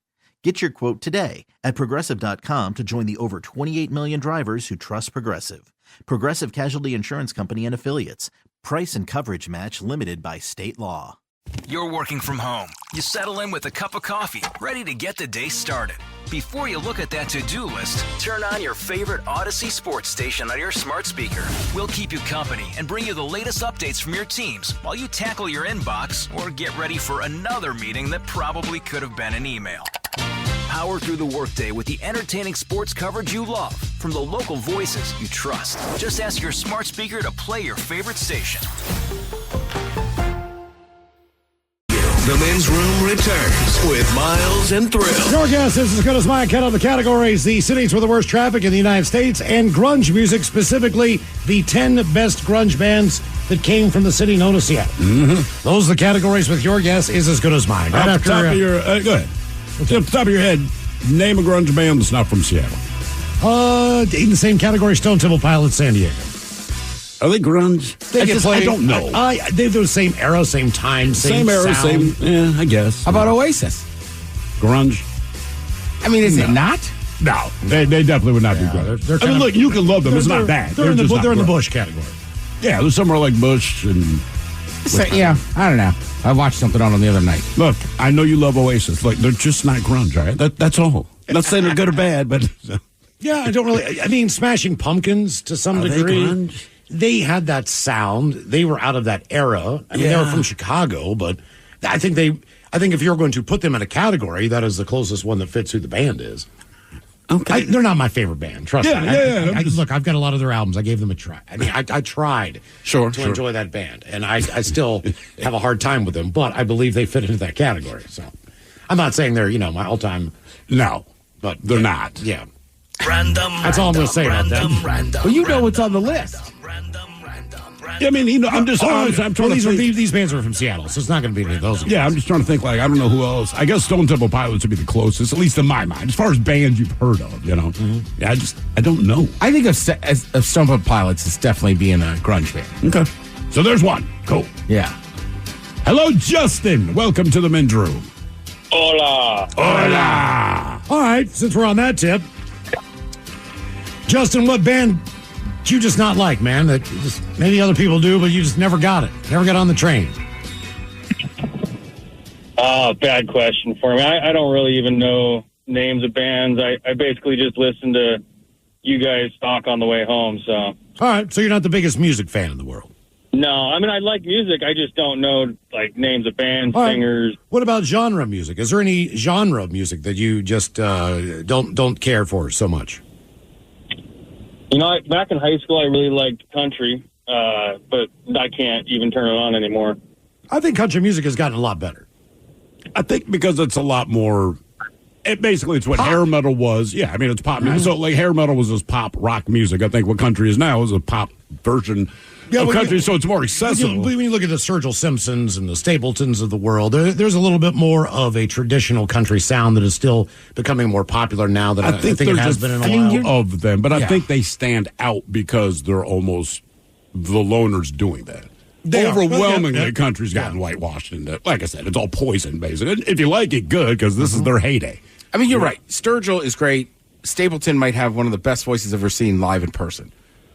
But, Luke Combs makes awesome pop kind of country songs, and I feel like he's one of those guys, at least for me, I never really listened to country outside of, Willie and right, all the traditional guys you couldn't avoid. Yeah, once I started listening to some of that stuff, I was like, I mean, look, I know a lot of people don't like Morgan Wallen, but I was like, this is kind of poppy. It's kind of fun. Well, Mike, you're a country music fan, all right? So one of the things, Post Malone, he's blown it up a little bit lately. Absolutely. And I was reading from a guy, I can't remember the guy's name. And I don't think he was necessarily digging on Post Malone per se, but he's like, good for Post Malone because he's blown it up in the country world. This guy was just making an argument. He goes, I don't think his music is country. He's working with country artists. I don't think it's country. And I kind of got what the guy was saying, but then the flip side of me goes well, who defines what country music is right now? Correct. Anyway. Correct. I understand where he's at. However, he wrote songs in the style of country music. Sure. He writes, how would you categorize, Ted, Post Malone's music? Is it... Again, he's one of those people I would probably say is more of a pop star. Right. Just because, more on the grungy side of pop. Right, and he had rap songs, but he was never rock songs. He was never really a rapper. Right, he's kind of like Imagine Dragons, where it's how do you, exactly now do you put this guy? He'd be more insulted by that than he would be by the dude. But he gets played on every kind of radio station because some people hate him for it. I think it's genius, but he will just jump around genres. Absolutely. And people are like, it's supposed to be. He's a musician. I mean, that's the thing. You get typecast on what you're going to do. I get that, and it's easy money if you, quote-unquote, stick in your genre, but Dude has proven himself just to be a musician. Well, and he wrote his style of country music. So yeah, is it Hank Williams? No. But it's his style, and it has country tones to it. It has a country twang to it. It couldn't really be played anywhere else. I love the album. I think it's great. I've listened to it a couple different times. It's fantastic. What about Beyonce? Well, she wasn't up for any CMAs, which I thought was. But I haven't heard the album to make an argument one way or another. She's got 2 or 3 good songs on there. Okay. I really liked it. But again, Beyonce, for some reason, I don't really know how, is polarizing to some people. So some people were like, it's not real country. It's like, well, it's Beyonce. She's a good artist. Yeah. Right. And it can be, is the whole thing. Guess what? Somebody can jump genres. It's okay. Just because your perception of Post Malone, just because your perception of Beyonce is one thing, doesn't mean that they can't make that type of music. Taylor Swift is the best example of that. I mean, she was a country star, and she just decided that she wanted to do what she wanted to do, and no one seemed to mind. Well, you guys remember a few years back, Ed Sheeran, Bruno Mars, and Chris Stapleton all made a rock song together that we played on the station a couple different times, and people tried to decry it because they were pretending to be rock or something like that. It was a great song. It was a jam. If you like anything out of the 80s, you don't mind bands that pretend to be rock. Zach Brown Band does just about every genre. I saw him in concert at the Gorge, and there was no genre he didn't cover. Whether it was like a reggae-sounding tune. All right, well, look, I mean, this summer, me and some of my friends went and saw Hootie and the Blowfish. Mm-hmm. Not just Darius Rucker, but we wanted to see the whole band. Wanted to see the whole band. But about halfway through that set, Darius Rucker stands there and goes, all right, I'm going to do some of my country stuff. Does Wagon Wheel, a couple other songs. Then he covered a Biggie song.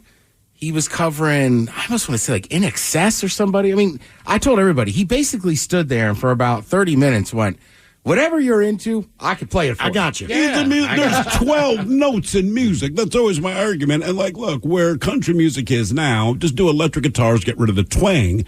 You call it hair metal. Right. The hair metal bands, if you twanged it up and added all that, and I sang a little bit like this, they would call it country music. It's the same stuff. Be a fan of music. Don't get married and gatekeep a genre. I know. It's such a weird thing. I get it when you're young, but after you get older, you kind of go man. I think for a lot of those musical artists, too, that's all they do. Right? It's like athletes. I think people would be shocked to find out how many NFL guys love soccer. Or can dunk a basketball. Right. That's the sport they will watch. Right? Obviously they love football. They're in the NFL, but it's dude, it's awesome for us. It's a fantasy. At the end of the day, that's that guy's job. Sure. Yep. Reason we asked what band do you hate, it's because of you, Steve. They say, so the story goes, it's going to be a while before you're going to see Poison live again. Oh, no. Drummer Ricky Rocket says they won't be touring in 2025 because Bret Michaels just doesn't want to. Have they been on tour recently? That's shocking. Oh, no, they just did a 3-band. They were out with Def Leppard and Motley Crue and whoever. That tour lasted 2 or 3 different years. Motley Crue dropped off and they brought on Journey, and I think Joan Jett was going around with that's that right. kind of crew did a couple different years. But don't you worry, Steve. Brett says himself he's going to do some limited shows next year because he's going to focus on his health. He says basically, as far as his diabetes are concerned, diabetes, he needs a tune-up, and he's down for some, quotes, much-needed personal family time. He adds, quote, I'm like a classic muscle car. Still fast and still fun to drive, just need a lot more maintenance. However, they did tease this. 2026 is the 40th anniversary of Poison's classic album, Look What the Cat Dragged In, and they would love to do a 40th anniversary tour for that. That's amazing that album's that old. It is. It actually is amazing. That's and that they're still in any kind of conversation other than something that's funny. And you know what? From what I've seen of their live shows, they look like they're having a great time. They sound good. Bret Michaels sounds good. The band sounds good. If you like does the Bret band, Michaels sound good, or does he sound the same way he sounded for all those years? That's what he's never been good. a good singer. But if he still sounds the same, okay, that's it. That same lack of vocal range, good on him. I mean, sorry, look, man, like him, Kiedis, there's a bunch of singers. Hell, I love AC/DC. But no one's going to tell me that Brian Johnson has this big soulful range. It's there's one voice you're going to get, Geddy Lee, right? I mean, there's just certain singers where you're like, no, man, this is what they're going to sound like, no matter what. Hello, Spencer. Welcome to the men's room. Aloha, bitchola. Hola. Spencer, welcome to the program. Ran a question. Let's give you this one. Spencer, what would you say is an animal that you will never trust again? Or maybe one that you just don't like or are scared of? What's an animal that you'll never trust? Spiders. Spiders. Dude, I just saw a recluse in my work hanging in just a plastic tub a couple months back, and I was like, I know what that is. That is freaky. What is the one identifiable aspect of that spider where you know right away? Because I'm not sure that I do. Yeah, I always hear it. I know you don't want to mess with it, but I don't know what it looks like. The big, like, kind of fuzzy, like, pinchers, and it's a fairly large-sized spider. I don't think this was an adult, but, man, I looked it up on Google. I was like, yeah, they look, it looked just like that picture on Google. I was like, that melts your skin. I am not messing with it. I would not know if that would, I don't know if I can identify that. See, to me. Okay, that's what they look. We just Google image. They don't look hairy. Like a wolf spider looks hairy. This thing to me would just be like, just some random ass spider. I don't really know that I wouldn't give a random ass. There's something a little like Jimmy Walker long limbs-ish about it. Yeah, and see, like the front two kind of, I see the pictures on it, yeah. Yeah. But yeah, man, I'm over here on the coast, man, prime territory for them. No, I hate spiders, man. I hate spiders. I think I think you identified it correctly. I'm looking at the pictures now. I don't know. I'm not a big fan of spiders, but I do have a general rule. If it's outside, we're absolutely cool. So right now, fall's coming. I got 1 billion spiders around my property. They just don't bother me. Plus, I'm pretty convinced that during the summer, my forehead found every spider web in my yard. Yeah. So I know the spider's on me, the web's stuck to my face. But, man, somehow once they're indoors, in my mind, they've gotten 12 times larger. Like a black widow has those little red dots on its ass. Oh, yeah. You won't mistake that. You can pretty well easily identify that on the East Coast. See, I appreciate when nature does that. When nature says, look, this thing is super venomous. It's real deadly. I'm going to give it a clear identifying marker. 2 or 3 red spots on the ass typically means you're dealing with the black widow. Yeah, just don't mess with it. Just get it out of there. You don't mind make the man chimps. Mm-hmm. Now, look, because the thing with chimpanzees, right? They, what was it? Was it a chimpanzee or an orangutan? I don't remember. Clint Eastwood. Any which way you can, any which way but loose. Right. And he would ride around, and I thought, that's cool. There was that show, BJ and the Bear. Guy drove his truck, and of course, his best friend is a chimpanzee. Looking back, I don't know why I like this show. Was it an orangutan, maybe? Was it an orangutan? One of those was an orangutan. But even Michael Jackson, he had Bubbles. Bubbles always seemed chilled. He seemed cool, probably because he was scared of Michael Jackson, too. And I go, oh, man. And then that story came out of Connecticut where that thing ripped that woman's face off. Mm-hmm. And keep in mind, this was a pet that had grown up with this woman. He ripped off a different woman's face, but the point is, the woman whose face he ripped off, he knew her for years as well. Yep. And in that moment, I thought, look. She just should have not brought a Tickle Me Elmo anywhere around him. It's one thing if your dog goes bad. It's another thing if your cat is losing its mind, but they don't rip your face off of your body. Well, otters typically get a bad rap, but here's a positive otter story for you on the question. I don't know that otters are getting a bad rap. They're violent creatures. They're being otters. Yeah, they're kind of a-holes. One Arizona otter is now being trained to sniff out evidence in victims in underwater settings. If a body gets into a canal or river, and let's just say an alligator gets to them before authorities do, the gator will take the remains and stuff it and hide it somewhere. Huh. So it's keeping more dinner for later. And it makes it very difficult to find. Now, dogs are good to get us to the area, but they cannot get you to the boat, the bottom of a lake or anything else.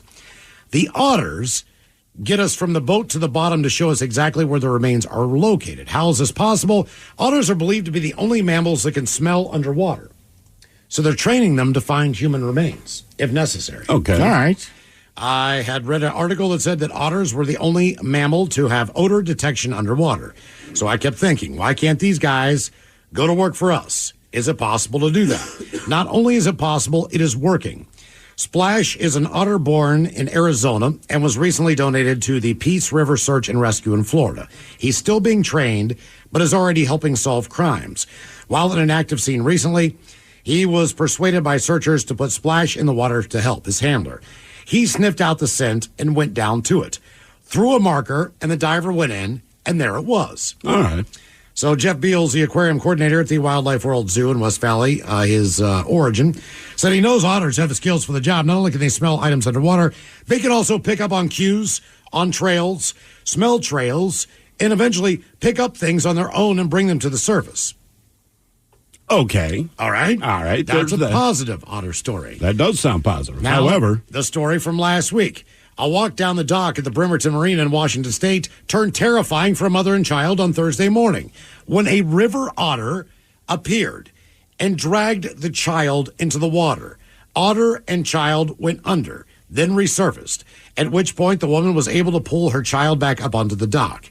According to Fox 13, even as the mom and child retreated, the animal continued to chase them. The otter bit the mom on the arm. The child sustained scratches and bites to the face, legs, and top of the head. Both are expected to recover. Now, tenants at the marina reported the otter infestation almost a year ago, noting that a boat dock there was otter-infested and foul. U.S. Department of Agriculture will assist the State Department of Fish and Wildlife to trap and remove the otters from the marina, and the animals will be euthanized and tested for diseases, including rabies. Let's face it, otters, they're small, they're cute, they're fuzzy critters. Sometimes we forget that cute animals are wild animals. Over the past 10 years, there have been 6 other documented incidents between river otters and humans in Washington state. See, I just don't trust them. I just don't. How big do otters get, the river otters? I would say, 15 to 20 pounds maybe at the most? Like a bigger house cat, maybe? Right, because then there's like ones that live out in the ocean, right?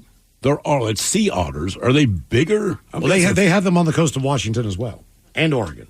Have you seen any yourself as you've done your... No, but 2 weeks ago I finally saw what turned out to be about 6 orcas. Oh, yeah? For the first time in Puget Sound. Nice. I lost it, man. I've been looking for them for 20 years. I know, that's just cool. And finally they just swam right by and I was like, yes! Except for the jackass boater who was way too close tailing them. Of course. There's always one dude, and he was just right on their ass. I'm like, guy, you got to get away from them. I mean, he was like 20 feet away.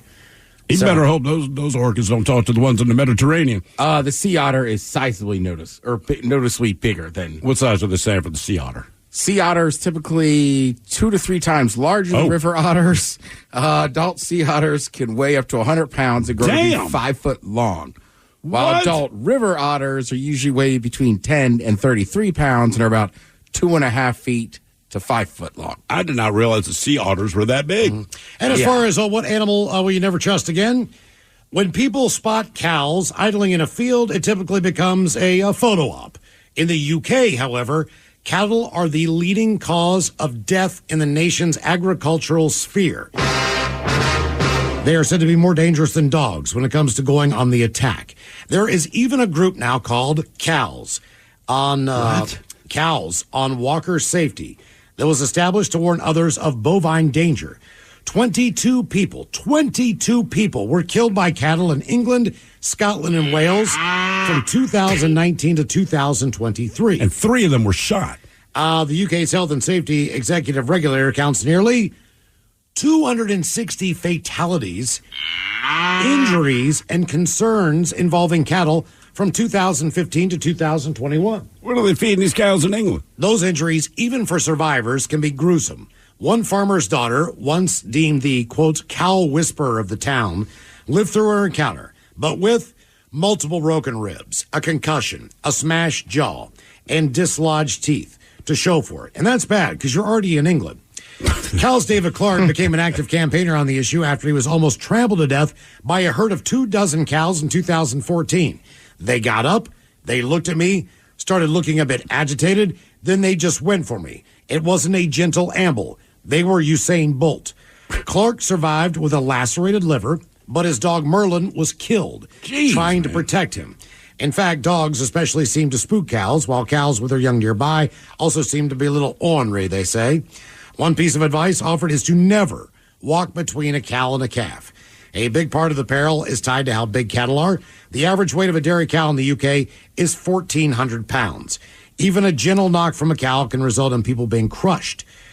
They say there's all kinds of reasons how to best protect yourself when you come across a field of cattle, especially in the UK, and on related tensions between walkers and farmers and cattle. I just looked this up. What speed do you think a cow can get up to? As far as running? It's running after you, right? What do humans run? 19, 18? Say the average human probably runs about 18 miles an hour. You got something chasing you. We allow for the adrenaline, maybe get up to 19.5, maybe even 20. Cow still got your ass. 25 miles an hour. 25 miles. 25 miles an hour. It will catch you. Damn. Mm-hmm. Okay. Hello, Gary. Welcome to the men's room. Hola, my brother. Hola. Gary, welcome to the program. And we had a question. All right, Gary, we brought up country music. This has something to do with that in the question. But what is your favorite celebrity endorsed product? Like something that you enjoy that's either got celebrity ownership involved or they're just a spokesperson for the product. Okay, let me think.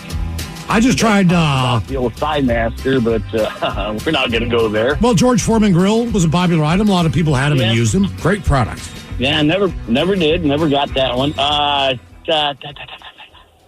Okay, how about this? Since I'm an avid hunter and outdoorsman, Remington. And who's the spokesperson for Remington? I don't know. It's a gun Oh, brand. yeah, you know what? There isn't one, is there? I don't know. Yeah, we're just looking for a celebrity door. We know for Remington, example, but I had the Rocks Tequila last week, and I never had it before, and it's fantastic. Mhm. I got the The Blanco. Rocks I can't Tequila. speak for the Reposado. Did you see somebody send us, who is it? There's a band with the 800 drummers, Iowa. Slipknot. Apparently Slipknot has their own, whiskey, I believe. All right. Anybody said, hey, man, you had the Rocks Tequila. Slipknot has their own whiskey. Metallica had a beer. They had a whiskey as well. Black and whiskey. Casamigos, isn't that George? Well, it used to be George Clooney. George Clooney, yeah. Obviously, Moss Tequila or whatever Sammy Sammy's Hagar. brand is. Cabo Wabo Tequila. I feel like Sammy was the first one I really noticed, got a liquor company. Yeah. What did 50 Cent invest in? Was it vitamin water or whatever the hell it was? He was an early investor in that. And made like $50 million off of it. Yeah. I vodka, believe too. more than that. Oh, was it more? I think it was like 100. I remember his return on investment was insane. All I know is he basically made enough money off that where he said, basically, I can just do what I want now. Mm-hmm. That's one of the reasons that he has such a star-studded lineup when they go out and play. I mean, Chad Smith ain't cheap. Right. Joe Satriani ain't cheap. Like the guys that are playing Bonham ain't cheap. So he's paying those guys premium money to play with the guys that he wants to play with, so they have a career and still make good money. Because they're not playing Climate Pledge, right? And they're often on tour with other bands. So I mean, their cut is not as big. But apparently, Sammy takes care of all of his roadies, all of his crew, his band members, and a lot of that just has to do with him being an entrepreneur and his bar business and Cabo, his tequila business and everything else. Sure. And again, Sammy Hagar, to his credit, I was shocked how good that guy was in person. And it was a fun show. Yeah. Awesome. Sounded good. He is who he is. He's got a real positive attitude. Right. Well, hell, look, man. What's her face? Selena Gomez became the first billionaire of probably her age group ever. Something like that. And that's because of her, I believe, perfume, cosmetic. It's a cosmetic health care, some kind of cosmetics line. It's not for us. I don't know. The reason we asked, what is your favorite celebrity endorsed product? Back in June, Dolly Parton announced she was launching her own wine brand called Dolly Wines. Now it's finally available in stores. All right. Get yourself a bottle of Dolly. The Dolly Wines Chardonnay. Oh, man, that's class. Now available at Kroger, Total Wine & More, and Cost Plus World Market, along with Vivino at dollywines.com. Suggested retail price for Dolly Chardonnay, $14.99 a bottle. That's about the average, I think. You're in for a good night, man, when you go over to the trailer and she's got a bottle of Dolly Chardonnay. That's going to be some of the best sex you've ever had. I'd have some Dolly Chard. Hell yeah. Your guess is as good as mine. Cut up the categories traffic and grunge music and your emails on the way next from the men's room at KISW.com. This episode is brought to you by Progressive Insurance. Whether you love true crime or comedy, celebrity interviews or news, you call the shots on what's in your podcast queue. And guess what? Now you can call them on your auto insurance too with the Name Your Price tool from Progressive. It works just the way it sounds. You tell Progressive how much you want to pay for car insurance, and they'll show you coverage options that fit your budget. Get your quote today at Progressive.com to join the over 28 million drivers who trust Progressive. Progressive Casualty Insurance Company and Affiliates. Price and coverage match limited by state law. You're working from home. You settle in with a cup of coffee, ready to get the day started. Before you look at that to-do list, turn on your favorite Odyssey sports station on your smart speaker. We'll keep you company and bring you the latest updates from your teams while you tackle your inbox or get ready for another meeting that probably could have been an email. Power through the workday with the entertaining sports coverage you love from the local voices you trust. Just ask your smart speaker to play your favorite station. This episode is brought to you by Progressive Insurance. Whether you love true crime or comedy, celebrity interviews or news, you call the shots on what's in your podcast queue. And guess what? Now you can call them on your auto insurance too with the Name Your Price tool from Progressive. It works just the way it sounds.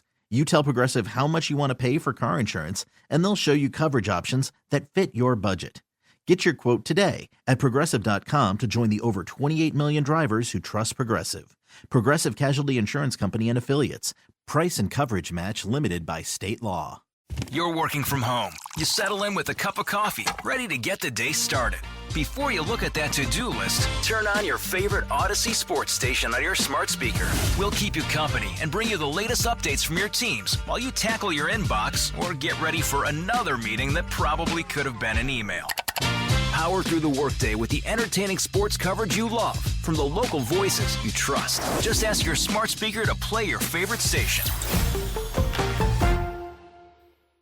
Are you a bartender that dreads the phrase, hey, can you put the game on? At Sports on What, we understand your pain and we're here to help. Over-the-air, satellite, cable, or streaming, Sports on What knows what channel the game is on, and you can too. Follow your favorite teams, set alerts, and filter by provider to get the results you need. Stop wasting time searching and never miss kickoff again. Just download the Sports on What app, and you'll always know how to watch the game. Available for Android and iOS. Start your 7-day free trial when you download Sports on What and subscribe today. The debauchery rolls on. You're listening to The Men's Room with Miles and Thrill. 99.9 KISW. Your guess is as good as mine. Kind of the categories today: the cities with the worst traffic and grunge music. But first, time for a few emails from the men's room at KISW.com. You've got mail. One from a random question we had today. What did you learn from TV or movies? As there was a woman who was hiking in Colorado, part of a retreat. She was by herself, got lost for 4 days in the woods. And basically, she credited Naked and Afraid to some of the survival skills that helped her over those 4 days. Hey, man, the survival skills she brought up seem legit. When she filtered swamp water through the burned wood charcoals and through Boss through a rubber glove to have safe drinking water. That would not have crossed my mind. To be honest. No. Guys, this one says, I watched a show about tow trucks. They showed how to right a rolled over semi. Next day, we had a truck rolling inside, and we righted it ourselves from what I'd learned the night before. Get out of here. That's pretty cool. Damn. Let's see. On to the birthday requests. What do I got here for you? Guys, can you please wish happy birthday to my friend Alex, please? That from Melody, dealer's choice there, Mike, on whatever you want to give Alex on his birthday.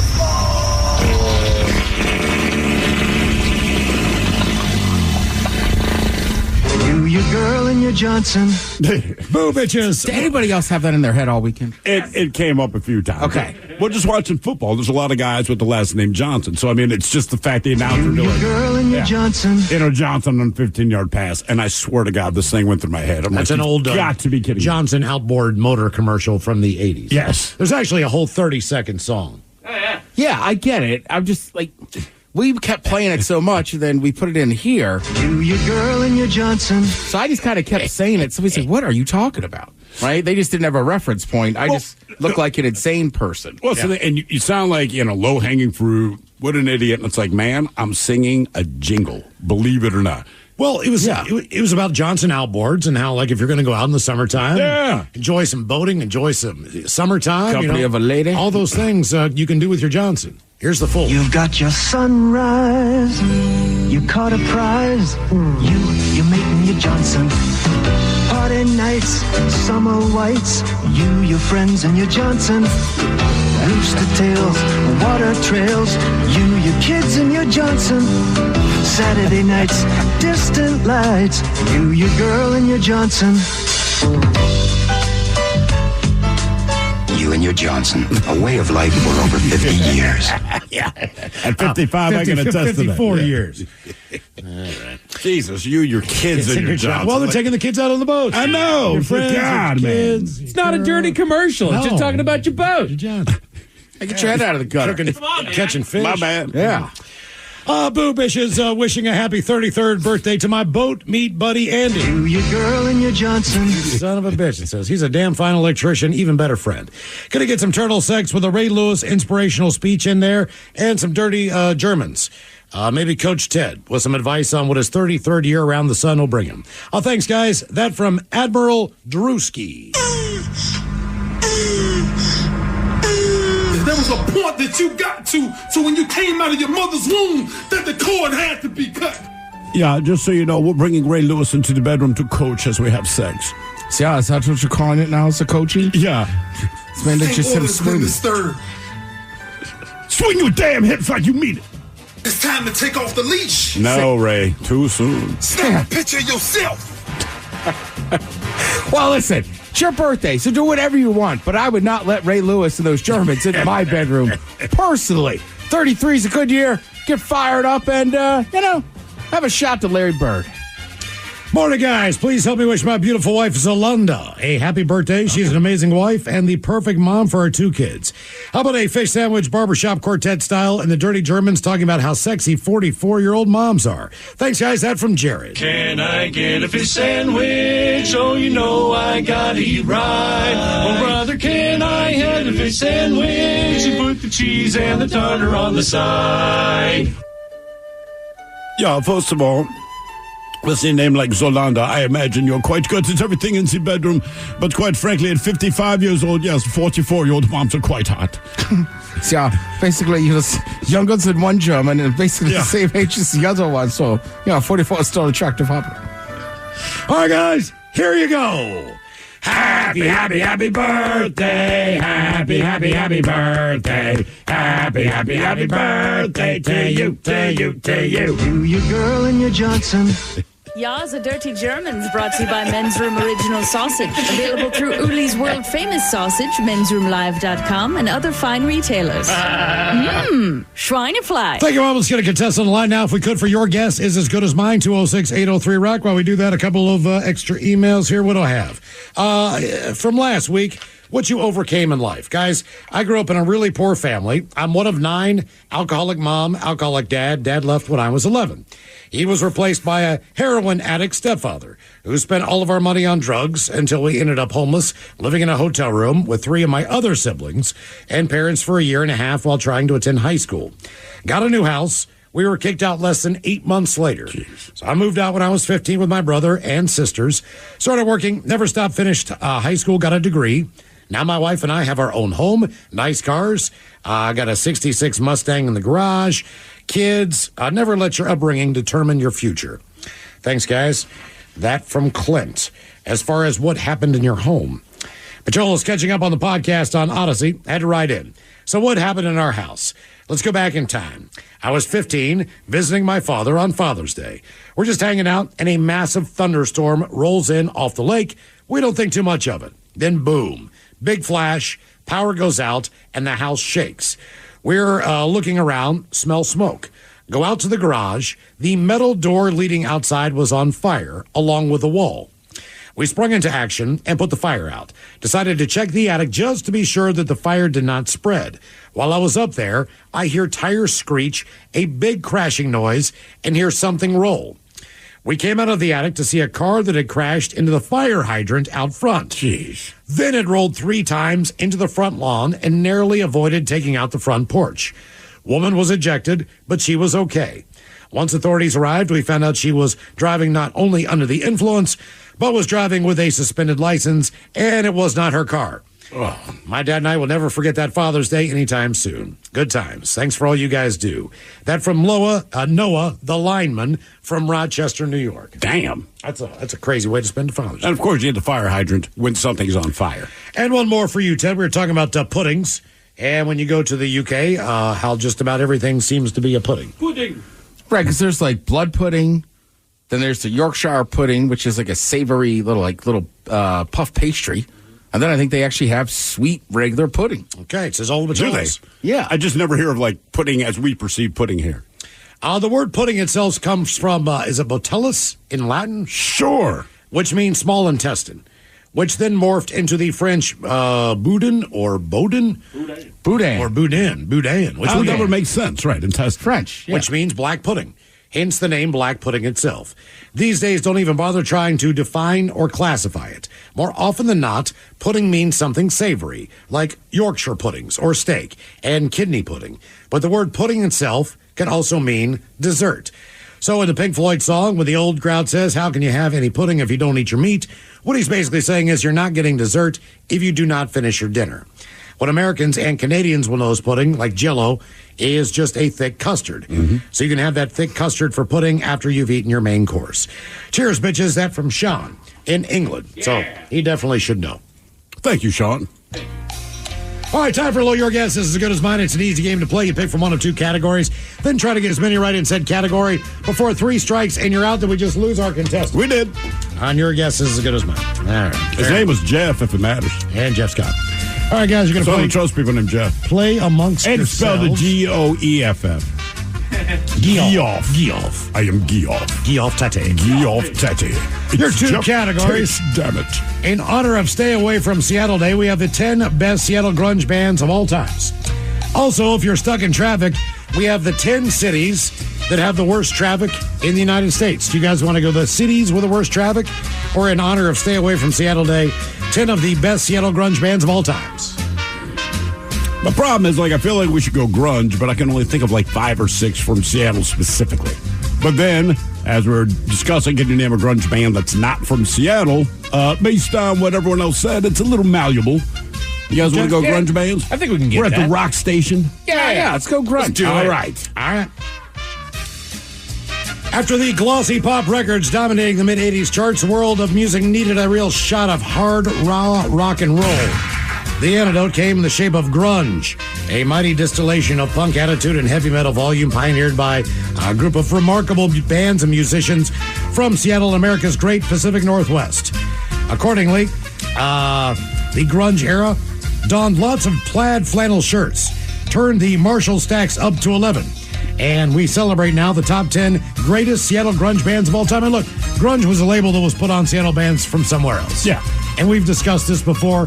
It's not what any band identifies himself as, but as you look back at the documentary on the Brat Pack, sure, they never wanted to be known as a Brat Pack. Rob Lowe, Andrew McCarthy, all Well, those no guys. band called themselves rock and roll. The DJ called it rock and roll. So we have for Hip hop, you. rap. I mean, you name it, man. Usually someone else came up with the name. Okay, you guys want to throw out any guesses here on the 10 greatest Seattle Should grunge we do bands the obvious of all ones? time? There's a little band called Nirvana, I think, which might be- Nirvana's number 1, the most known and obviously the biggest of the Seattle grunge bands. Kurt Cobain's influences range from the Beatles and the Knack to Black Sabbath and Black Flag.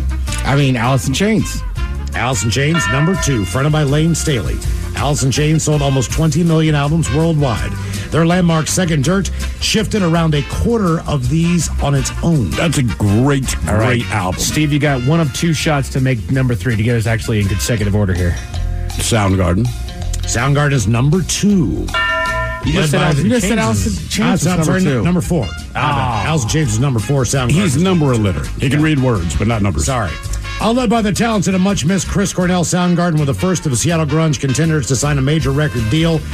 Their Billboard 200 topping Super Unknown is still arguably their best album. Does it matter if the band is basically this?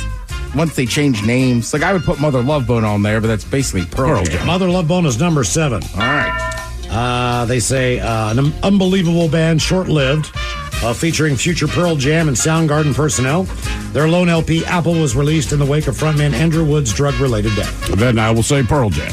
Pearl Jam is number 3, fronted by Eddie Vedder. Their lineup also includes former members of Green River and Mother Love Bone. And their debut 10 went platinum 13 times over. Which is ridiculous. The band has gone on to sell over 60 million records worldwide. And no one knows what Eddie has said in all these years. I still say this too. They're bigger than that whole thing to me. Yeah, they've transcended something at this point. So right? Yeah, right. one. Right. There's a few of those bands in the world. To me, Pearl Jam's one of them. I appreciate this. Someone on the text line says, the new originals, man, as much as I'd like, I think we're number 11 on the list. I think we come in at number 11. We didn't quite crack the top 10. We didn't get the commercial success as the rest of the that's all it is, man. We just never got the break because we played other people's stuff. How about Green River? Green River, great guess, number 10. Arguably the grunge trailblazers, featuring members of Mudhoney and Pearl Jam.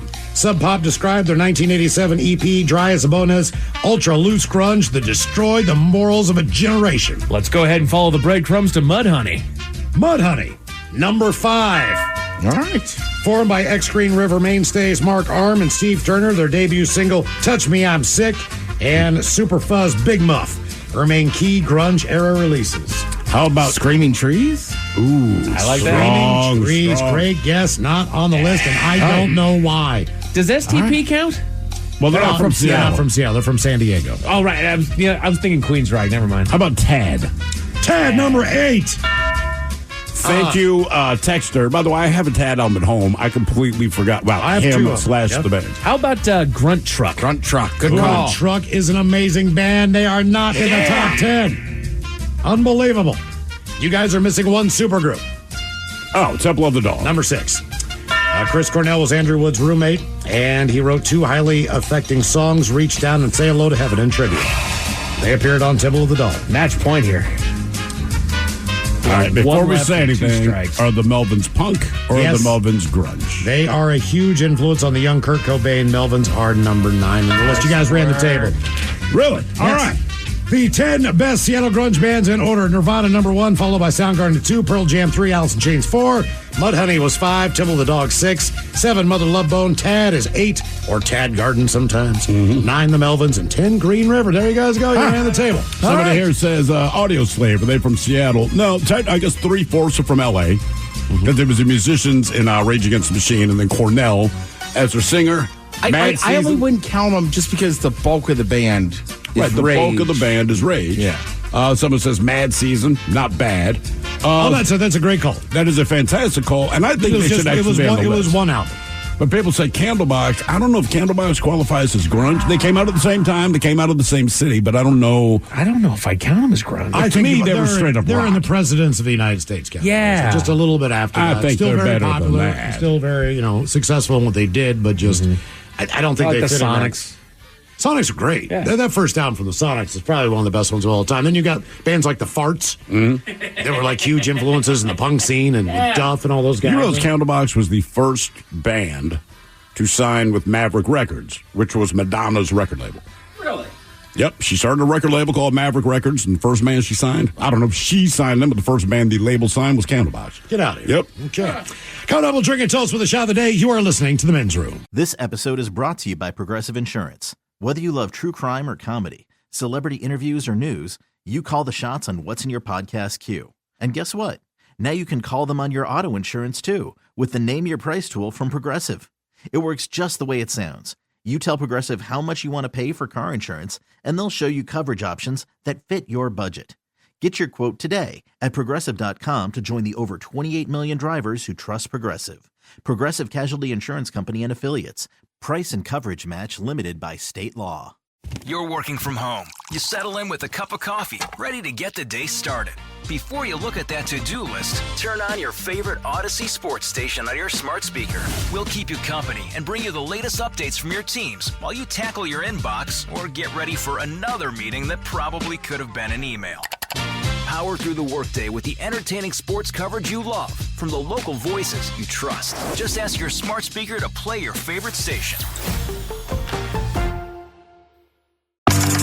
99.9 KISW. The shenanigans continue. This is the Men's Room with Miles and Thrill. All right, so coming up in just minutes, we'll drink and toast for the shot of the day. And we do have your headlines on the way at 5:50. But first, quick check-in with Mike Hawk and some of the stories and headlines he is not working on. Thank you, Miles. A new study says TikTok challenges could come with deadly consequences. They're just now piecing this together. We've been covering this for years to question what it is in these stupid challenges. Again, we did stupid stuff when we were kids, things that would get us hurt. But these kids are poisoning themselves. They're poisoning themselves. They're knocking themselves unconscious, like they're on purpose. They're choking themselves out. They're eating the dogs. Right. I mean, They're eating the chips that got pulled off the the one shelf. chip challenge, all Right. this. Like this is not. They've been covering this since TikTok came out. Right. I mean, right. They kind of go hand in hand. The TikTok challenges, not all of them are dangerous, but the ones you tend to hear about most are the dangerous ones. Right. And you know why? Because they're dangerous. And there were... I don't hear about the dance-off because nobody cares. Right. Look, when I was a kid, it was Jackass. Everybody watched Jackass, and they told you right out in front, don't do what we're about to do. We know you're going to, but I we had are telling friends you. that did what they did. We grew up with the Evil Knievel. Every kid I knew, like, hey, man, I'm going to jump 15 trash cans. We never tested to see if we could jump just one. Right. We're setting up all 15. You covered 3. And You then made hurt your own yourself. ramp. Yeah, right. You made your own cheap-ass plywood and a cinder block from somewhere, and everybody ate it. Right. I don't know why... These challenges are legit. Deadly is the problem. They are. You know, it's But much they're like playing Jackass, chicken with trains. Yeah, but I mean, much like Jackass, it's every generation is going to blame the next thing, but it's like, you did it too. Right. Equally as bad of an idea. And I don't mind if you do stupid things. The cinnamon challenge. You guys remember that? That was just I've done it. Ted did that. There you go. It was just dumb. Fine, do it. Do things that make you look stupid. 100%. Don't damage yourselves. If you see people doing something that's going to damage them, you can see they're in major pain. They're going to the hospital. Right. Don't do it. It's not a challenge. You're killing yourself. Stop it. A shocking number of parents say that their kids are growing up with no friends. That is weird. And it's basically in the interactive stages of life is what the study was saying. And what do they mean? There are those years as you grow up where kids are very social creatures. Sure. You see them all the time. They're going up there saying hi to everybody and every animal that's out there, and they're being very social and very interactive. This kind of day and age of they were kind of saying this day and age of the video vegetable, they're not being taken to these places where they can socialize. Oh, right. And it's only down to like 20% of parents said that their kids they didn't have any friends. They had a sense of loneliness because they didn't have friends. It's like, get them out to these places, take them to playgrounds, take them to daycares, take them wherever it is. A playground for the kid is like the bar for an adult. You bet. Yeah. I mean, it is even if it's just a friend for the day. Right. But it's always, hey, me and Jimmy. Who the hell is Jimmy? But it's another kid roughly their age. They both like swings. That's what they're going to do. And you don't put it into this context, but they learn social skills by doing that. They learn how to break through the awkward of saying hello to a complete stranger, finding that common ground, and actually living life and making friends together. One of my son's best friends to this day is all because at the playground, Maple Leaf, kid came up to him and said, "Hi, my name is." They've been tight ever since. Like that was it. That was their whole introduction. But you're at the playground and exactly. See this kid 5 times a week now. And it gets you ready for school, where then you're going to be surrounded by a whole bunch of other kids all the time, every day, that you now have to figure out how to interact with. I've seen it in action, too. You got to be careful. If you're a kid, you take another kid with you to the park. Once you get there, the bets are off. Oh, yeah. What do you mean? I've seen 2 kids go into a park together, then one kid just makes a new friend real quick. And yeah. The other one's like, well, what's going on? It's like, it's the park, dude. You got third wheeled, man. Yeah. Welcome to the park, punk. That's right. That's what I'm saying, right? You're like, you never know. On the slide. A new study says eating grasshoppers may improve your sleep, hair, and even libido. I'm okay with bad sleep, hair, and libido. I wonder where the study came from.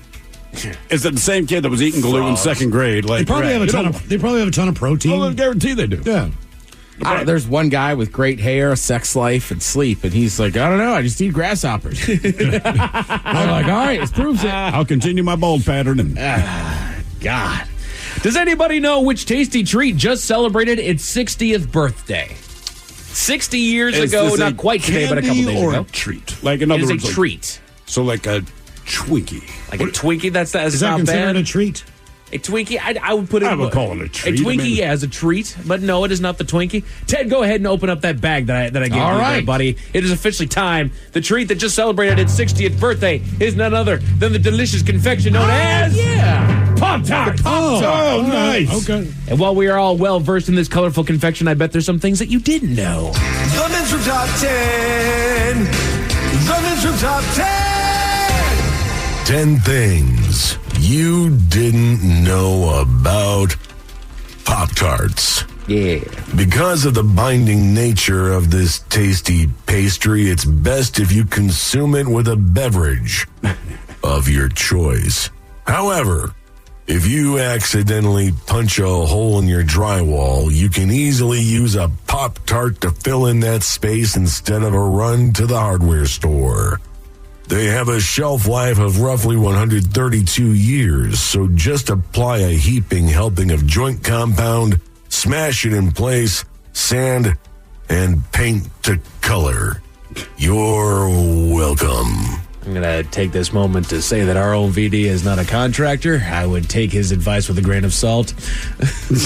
I do like you got to me the 2 classic flavors, the frosted strawberry and the brown sugar. That's right. I feel like those are the only 2 you see everywhere now. Because they tried a lot of different combos, but if like those are the two that clearly the public has said, no, man, we're good with these two. S'mores has been a mainstay with my family since I was a kid. Did your parents ever get you the plain Pop-Tart, the unfrosted Pop-Tart? No, they did not. However, that's the first thing on my list is that the unfrosted ones are actually worse for you. What? Yeah, it's wild, dude. It's long been a matter of internet debate how our frosted strawberry Pop-Tarts 200 calories, while the unfrosted are 210. Clearly, this is just another sign that you should stop messing around with the bare pastries and eat Pop-Tarts as nature intended. Yeah. Lots of sugary icing. I don't know how that works, but it does. It does. I've known that stat for years, and it still boggles my mind. You're just like, well, it's the same Pop-Tart, except we added a layer of sugar, frosting. But somehow... That's healthier. It has less calories. Sales have actually gone up for 32 years straight. Since the early 80s, Pop-Tarts have been on a hot streak. Business minds attribute it to the increase in working moms and focus on quicker breakfast. More speculative scholars point to millennials' refusal to stop eating s'mores breakfast pastries. Thank you. Either way, these things aren't slowing down. Sorry, the s'mores is the best, hands down, for me. I was always... the brown sugar cinnamon was the best when I was a kid. Yeah. And I did bring you guys a handful of them. Ted was right. I brought you guys a couple of them for you to enjoy here. Frosted strawberry. Attaboy. But the brown sugar cinnamon was always my favorite, but s'mores was also just right up there along the top. I think I've only had the s'mores once, and that was years ago. It wasn't bad.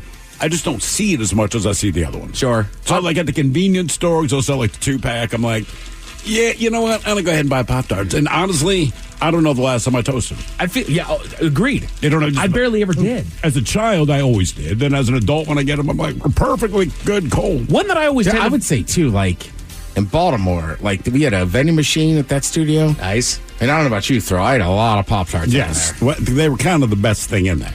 Yeah. Yeah. One that I only ever see like in opened boxes at the gas station is Hot Fudge Sundae, and those are some of the good ones. Oh yeah, okay. Those are really good one. Some more fun things that you might not have known about Pop-Tarts. They make excellent donuts and ice cream sandwiches. Carl's Jr. took Pop-Tarts one step further in 2013 with Pop-Tarts ice cream sandwiches, and just this year, Donut Bar blessed SoCal with an 11-pound donut hybrid Pop-Tarts. 11 pounds? 11 pounds. Good Lord. Yeah, I don't think I've ever had the ice cream sandwich Pop-Tart, but if I saw it, I would buy it. All right, that looks decent, man. Right? I mean, you figure it works. They do ice cream sandwiches with cookies. With a Pop-Tart, it's going to be just the same there. Seinfeld took 2 years to write a joke about him. 2 years? 2 years. Says we can only imagine what kind of toaster-themed scripts Jerry and Larry left on the NBC floor. We gotta do this joke about Pop-Tart. Right, there's just nothing funny about the Pop-Tart other than it's kind of rolled with the times. I feel like there's been themed Pop-Tarts throughout all the different generations and whatnot, and it's Did they do a pumpkin spice Pop-Tart at the... They've got to. I'd just be shocked if they don't. They've got to. I mean, I'm looking at their website. They got some new stuff out. Got a frosted banana bread one. Ooh. Apple Jacks, apple cinnamon Pop-Tarts. I think I've had those. They're fantastic. I'd give that a try, yeah.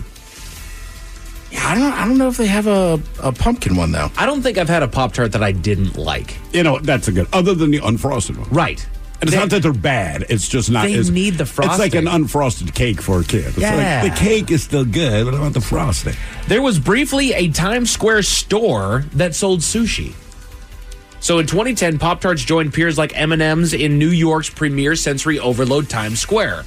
Pop-Tarts World was 3,200 square feet of relentless pastry action. It had hourly light shows, a vending machine that let you build your own Pop-Tart pack, and a cafe that served sushi. It closed the next year because somehow the public wasn't into strawberry frosted sashimi. Go figure, man. Come on. I mean, it looks wild. Just, it's got the Pop-Tarts varietizer over here. Like, it was all done up. That is legit. And to be honest with you, I've been to M&M World and Hershey World in Vegas. Like, if they made a Pop-Tart World, I'd be all over that. Have you had a raspberry frosted Pop-Tart? Yes. Okay, usually I like raspberry. As far as your fake fruit kind of thing, raspberry's my jam. Someone says, we only get Pop-Tarts as a treat when we go camping. Brown sugar, cinnamon, and frosted berry, preferably raspberry. Did not know that they had a raspberry one. And someone here says, I've tried almost all the limited edition Pop-Tarts, but brown sugar's still the best. Also, the pumpkin spice one is trash. So they have They have had one. All right. So you know what? You're right, too. Like raspberries, I don't generally eat raspberries, but if you have like a breakfast pastry with raspberry, like that's my go-to. Yeah. Every time. Nice. There used to be grape and French toast flavors. They sadly locked several old flavors in the crypt. Some took another breakfast staple and made it portable. Others were grape, and they're all dearly missed. Yeah. Yeah, I mean, French toast you figured had to be good. Right. That's just a home run all day. I like a Pop-Tart crypt. Does anybody remember the original spokesman for Pop-Tarts? Was his name like Poppy? It wasn't Poppy, no. Tart Boy. His name was Milton, and he was a toaster. Milton the toaster. I don't remember him. Yeah, Pop-Tarts employed Milton as its pitch man. Milton was an animated toaster, but he was neither brave nor little, and he had no friends to speak of, so he was eventually canned. They just got rid of him. I'll have to ask Captain if he's ever been on the SS Guppy. I get a feeling. I bet he likes to insert Dude, you know what? He almost looks like the glove from Hamburger Helper. Okay. All right. Okay. Right? Hold on, let me look at that. Yeah, you're right. Yeah. Right, the same kind of... Milton the toaster. Yeah. Does anybody remember what the first flavors of Pop-Tarts were? There was 4 original flavors. I mean, I'm assuming the frosted strawberry and the brown sugar were 2 of them. That's 2 of them. Chocolate? Chocolate. Not the chocolate, no. There's another berry that's involved. Raspberry? Blueberry was number 3. Oh, yeah. God, I vaguely remember that from childhood. And then the one that went discontinued, anybody remember apple currant? No. Really? That didn't work? The apple currant changed quickly, though, as Kellogg soon discovered that no one knew what the hell a currant was and switched the flavor to apple berry instead because, yeah. Does anybody know who influenced the name Pop-Tarts? Famous artist. As you would say, Teddy's more into the weird. Andy Warhol. Andy Warhol. Says not wanting to repeat Post's Country Squares fiasco, Kellogg's turned into a hip cultural scene for the name ideas for its new product, specifically Andy Warhol's Pop-Tart art movement. Huh. He did a lot of art with Pop-Tarts? I guess. I don't know. He did art with everything. It's just amazing to think that Andy Warhol, who's like this iconic artist guy, he also came up with the name for Pop-Tarts. Yeah. But then the number one thing that you might not have known about Pop-Tarts, they only exist because Post messed up a marketing campaign.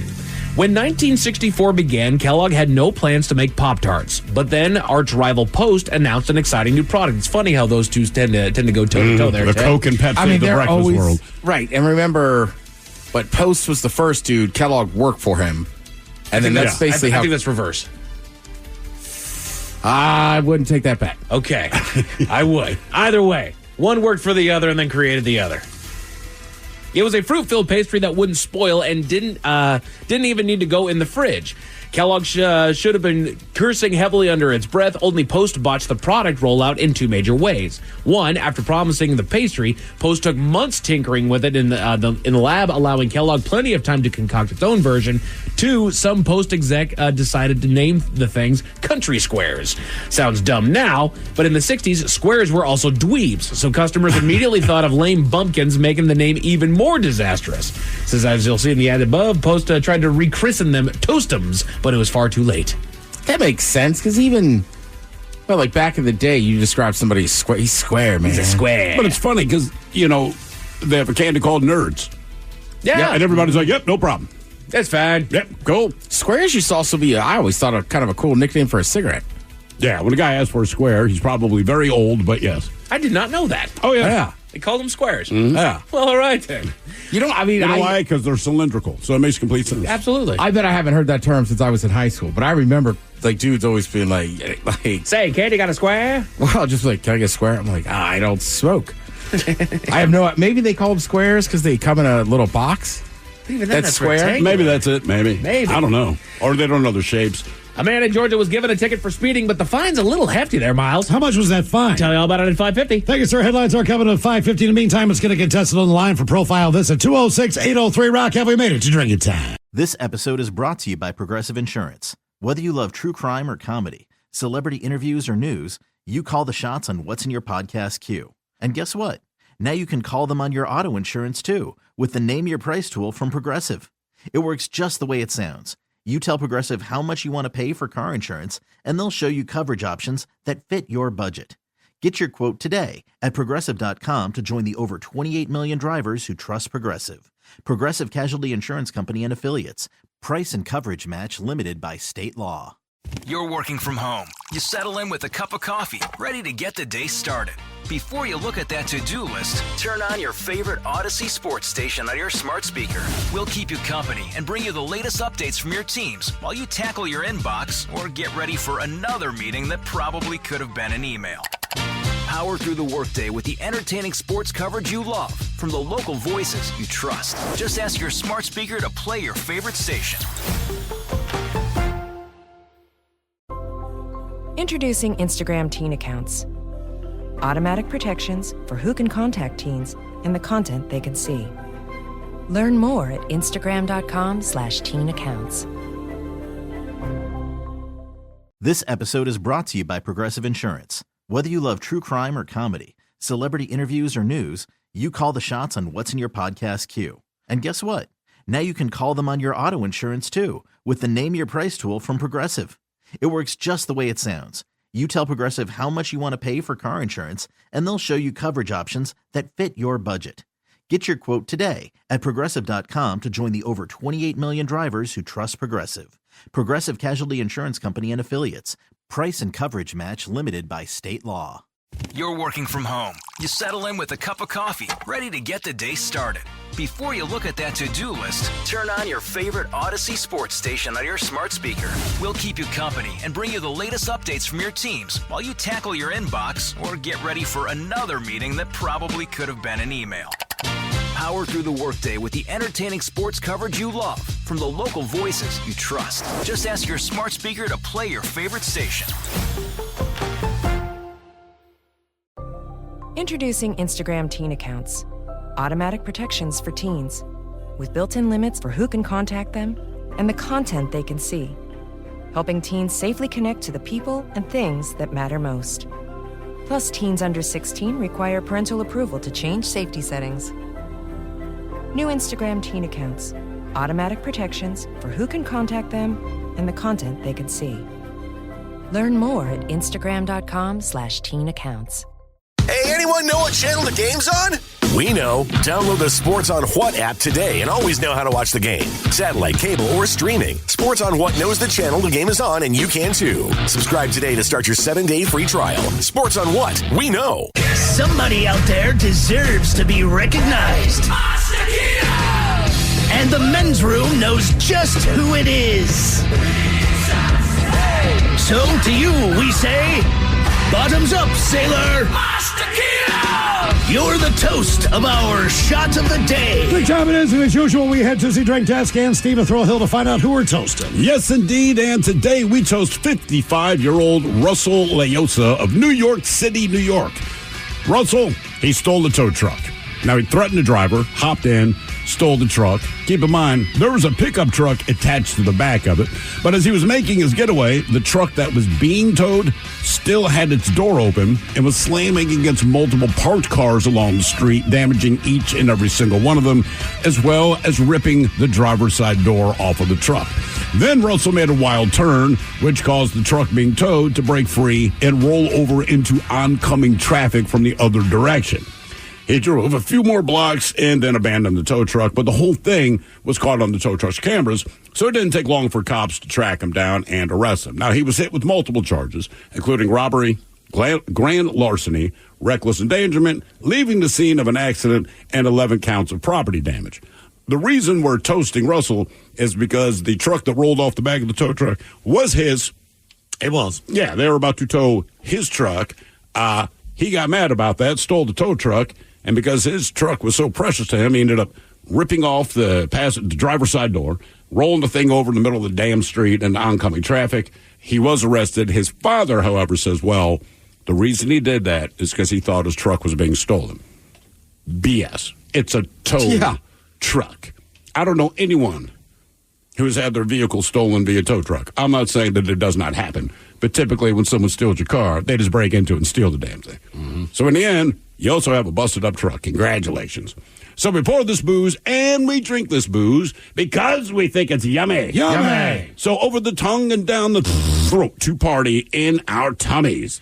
Down the hola, bichola.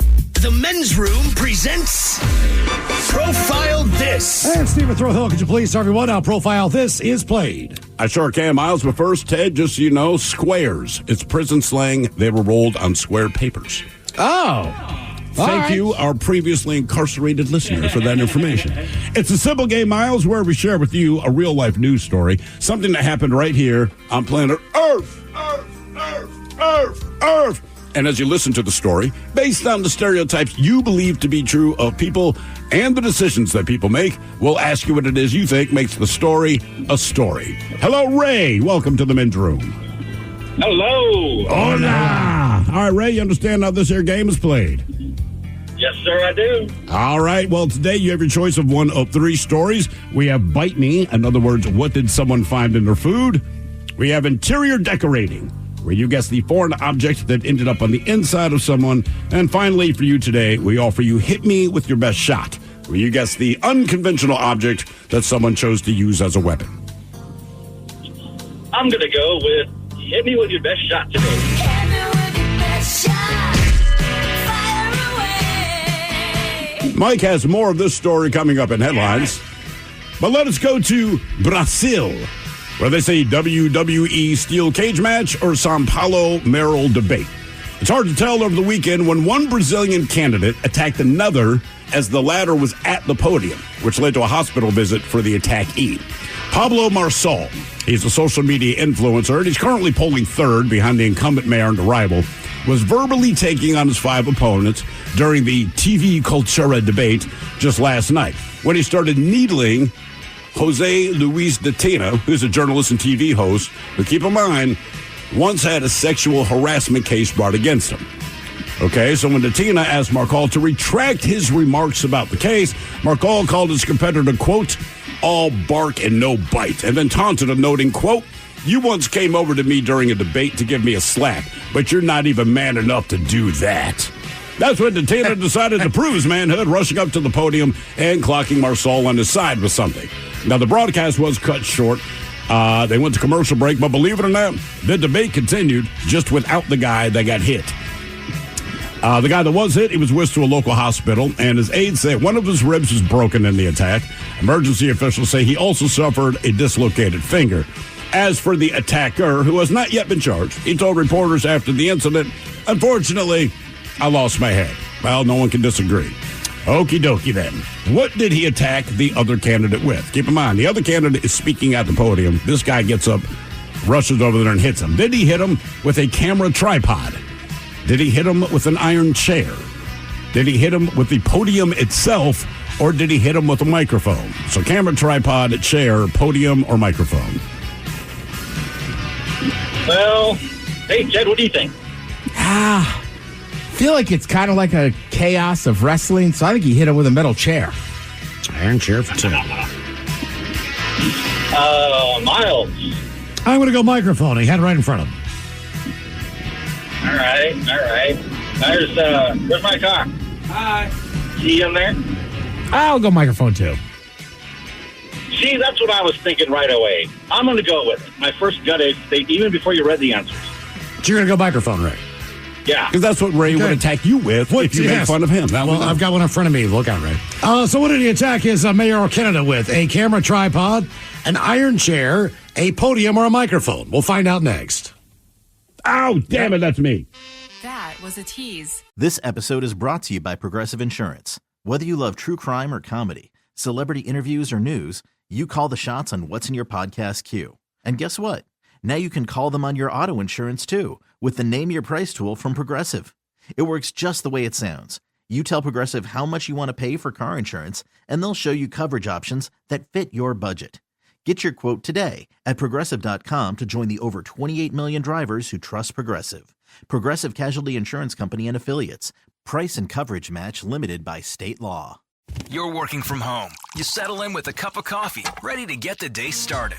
Before you look at that to-do list, turn on your favorite Odyssey sports station on your smart speaker.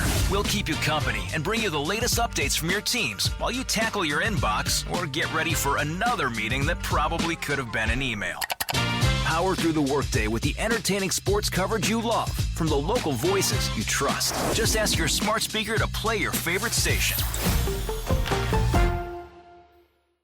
99.9 KISW. We return to the men's room with Miles and Thrill. Category Hit Me With Your Best Shot on profile. This, we got two mayor candidates down in Brazil getting into a debate. I believe it was televised.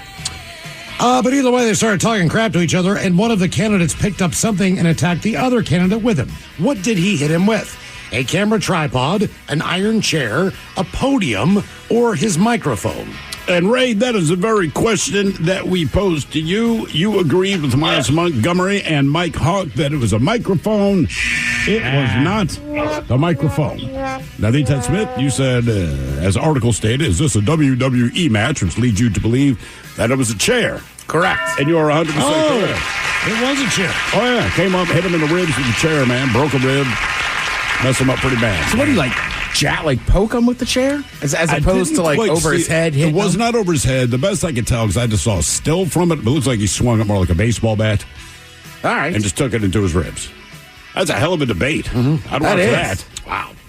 Now, for all TV news all the time, it is time for TV Time with Ted. And now, because your pathetic life is confined to countless hours in front of a talking box, the Men's Room presents TV Time with Ted.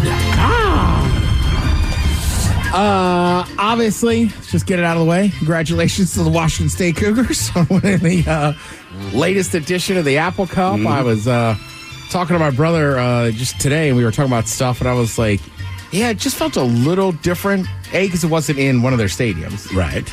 And then B is, like, with all the conference realignment and stuff, like, I forgot, there's a lot of these old rivalry games to get played in the beginning of the year, right? Yeah. Yep. Like Nebraska and Colorado. Like, when I was a kid, we watched that game every year, but it was, like, Thanksgiving weekend. Same with, like, how the Apple Cup used to be. And I think over time, we will just get kind of used to the Huskies and the Ducks playing over that weekend as opposed to the Apple Cup or whatever they call Oregon State. I don't think they call it a Civil War anymore. Oh, they changed the name. They did. I just don't know what they call it. But, yeah, you had a lot of those games going on this weekend. And it was kind of nice, too. Like, you know, like last weekend we had it. But, again, just watch it. Just having football on is great. It is. It really is. I mean, I'm still a Maryland fan as well. They were down there taking on their old ACC foe, Virginia. And? Oh, Maryland won. Okay, cool. But, you know, I don't know how neither of those programs are really hot right now, I would say. Right. It's just kind of funny. Like, my one cousin went down there took his kids, and he's like, it's against Virginia. We got to go see it. But it's like, yeah, you do. It's just weird. And then Virginia's always going to have Virginia Tech. Right. Who I think they care more about than they do. Oh, they do. Yeah. For sure. I think the same thing kind of happened with, like, I know a lot of Husky fans, right? Obviously, I'm a Husky fan as well. I went down on the national title last year. The Husky fans just don't seem to really hate the Cougs. I feel like the Cougs fans are a little more hostile towards the Huskies. Sure. But then everybody I know that's a Husky just absolutely despises the Ducks. Yeah, as I said, the Ducks are the main source of hatred. Yeah, correct. Seahawks, hey, W's a W. Yeah, I think it's going to be a fun, exciting year. I still, you got to get those W's where you can, and I say this every year, but after this weekend coming up, after you get past week 3, then you can kind of settle in and figure out who's who. Right now, it's still a little bit of a crapshoot. You guys know very well as Ravens fans, like, oh, God. What is going on there? They're not winning. Right, and then you have the Chiefs, who are 2-0, but kind of, I don't know, they don't look that good. But I said to Miles, the Chiefs, and I feel like this is their MO and has been basically since the Mahomes era, they're just a little bit better than whoever they play. In any given game, like, we're not here to blow you out, but we're going to win. We don't have to look good. We just need the W. Right, because even the Super Bowls, they win. Right, it's not a blowout. It's not lopsided. Everyone is, quote-unquote, in the game. And then at some point, they're like, we're just messing with you. We're much better than you. And credit to the NFL. That's what makes, one of the biggest leagues in the world is the fact there is parity. There is parity. You know what I mean? Like, obviously, the Chiefs are a little different. The Pats were different. But it's just like, it is hard to bet the NFL sometimes. Because any given Sunday, like the old saying is, it's like, somebody's going to beat somebody they shouldn't. Right? And they all are professional athletes. Yeah. So you gotta. But to be 2-0, it doesn't matter. You get a win, you get another win. Right. Those wins matter. Yes, they at the end of the year, for home field advantage, for whatever the deal is. All the crap. As long as you just squeak by. I mean, Pittsburgh Steelers are proof of that. Right. They're 2-0. They can't score a point, but they're like football. But guess what? They're winning. You can't beat our defense. So we only need to put up a certain amount of points because you're not going to score. And the Patriots, their first game, they beat a Cincinnati team that was supposed to kick their ass. Yeah. So who knows? And you know what? You're exactly right.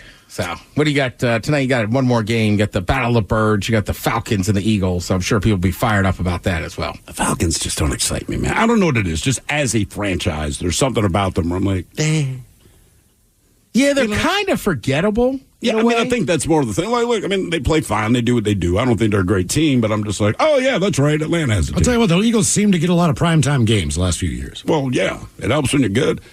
Helps when you're good, and to the Eagles fans' credit, like that's a brand that's known throughout the country, right? Without a doubt. Right. So I mean, they get a lot of publicity and different kind of stuff. Now let's talk some Emmys. Anybody watch the Emmys last night? I did not. I saw a part of it. I was doing something. My wife had it on. We just looked at each other. She said, "Just flip the football." I said, "Thank you." Yeah. But she recorded it. But I was like, "Come on, man." Yeah. Well, it's tough, man. It's like I always talk about. I was telling Mike earlier today, like during the summertime on Sundays, I will almost always watch Foods That Built America on History. Mm-hmm. Last night, I was like, "Well, there's football on. I'm gonna watch this." Yeah, I mean, the only reason she let me do it is because she went out for dinner. Let's just go through some of the winners and see if we actually watched any of these shows. All right. So, drama series. The winner was Shogun. I have not seen that. I saw the first episode. It looked like it's going to be good, and it's nothing against it. I just haven't made it back to following up on it. I'm kind of in the same boat. I haven't seen the first episode. It looks interesting. I think I watched the trailer, and it looks interesting. I really want to. Even the first episode, decent. I've just got so much that I watch all the time, and it's so far back on my Rolodex of what needs to be watched that it never actually comes up. Yeah. Comedy series over on HBO and Max, Hacks. I barely even know the name, but I don't know much about the show. All right. I think with some of these newer shows, what's it on? The Murders in the Building. I watched that one. It's over on Hulu. Right, and you have Steve Martin Short, and Selena Gomez, which is... One of them's a billionaire. Yeah, it's just funny watching the three of them together, but they were there doing some kind of helping out the Levies with hosting. So here's a little bit of those three together being one group. Hi, I'm Selena Gomez. And I'm Steve Martin. And I'm Martin. What an exciting night to be here at the Emmys. I personally have never been more excited or happier. The Emmy Awards. What a magical evening it's been trying to remember people's names. And pretending that we've seen their shows. And when I see an actor I don't know, I just say, I loved your scene with Nicole Kidman. And 9 times out of 10, I'm right.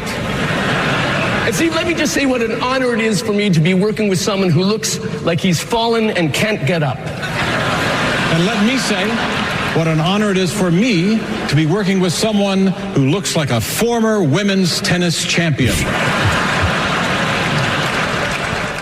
I mean, I should probably look this up, but like, how did Selena Gomez get hooked up? Because those two guys, Steve Martin and Martin Short, have basically been doing comedy with each other for decades. Yeah. And giving each other a hard time. Yeah, Three Amigos. Go all the way back to that. Yeah, right? Like, I'm just like, I don't know. I mean, it's awesome. I think it looks cool. I mean, Selena Gomez did some acting back in the Disney Channel days. I think it was simultaneous with her rise in the music industry as well. So she's not a stranger to acting. I don't know about comedy. That again, pretty much every sitcom that Disney does is more on the comedy styling. Sure. So I think she's got some chops there. But she does well on the show. I'll give her that. Yeah. To be honest with you, she might have just found it and then ran into it. Yeah, I would also say, too, she's such like a big Hollywood star you're right, between her acting and her music that maybe, I don't know, maybe somewhere along the line, she just ran into those two guys and they were like, hey, we're doing this series. She's just so much younger than them. Right. That's what's kind of hard to, like, picture them having conversations when they're not writing this show.